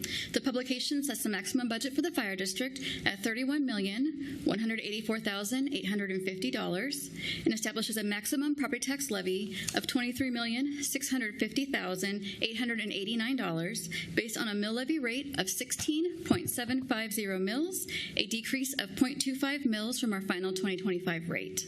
Like the county, this item will also publicize the intent to exceed the revenue neutral rate of 15.702 mills in the recommended budget. Our first public hearing will be held Wednesday, July 30th at 6 p.m., with a final public hearing being held Wednesday, August 20th at 9 a.m., and budget adoption again is scheduled for August 20th. We're happy to stand for any questions. If there are none, I recommend you authorize the publication. Very good. Thank you, Lorian. Commissioners, any questions here? We're on the fire budget. Okay, seeing none, I'll make a motion. I move that the board authorizes the publication of a notice of Fire District 1's proposed intent to exceed the County Clerk 50 mill, Wichita, Kansas 67202. That's a motion. We have no executive session. Items L through double letter A, B. I have two exceptions, though. We want to defer item T for 1 week. There was a signature page in the backup material that was not signed. We want to go out with publication again on that. Thank you. And item V, we would like to table. That is the deferred compensation 457 agreement, funding agreement, and we have some audit questions there that we want to go through and double check. So we will table item V, defer item T, please. Okay. 1 second. Okay. Any questions on consent agenda? Okay, I'll make a motion to approve the consent agenda, items L through A, B, with the exception of items T and V. Second. A motion, a second. Madam Clerk, please call the roll. Commissioner Blubaugh. Aye. Commissioner Wise. Commissioner Meissner. Aye. Chairman Beatty. Aye. Thank you. Next item, please. Budget discussion. We just had a lot of budget discussion. I can't imagine we have any more. Do we have any budget discussion, commissioners? The Lord is good. Next item, please. Federal grants discussion. Do we have any federal grants? Okay. This board is still meeting. This committee is still meeting. No federal grants. Okay. Very good. Next item, please. Committee reports. Okay, commissioners, any committee reports that you'd like to share with the public? Okay, seeing none. Next item. Other. Anything under other? Moving right along. Next item, please. Executive session. We have no executive session. The time is 1:01. It's been a long day with a lot of work being done today. We appreciate all the staff time. Commissioners, thank you for all the great dialogue and the work done today. We are officially adjourned. Have a good week.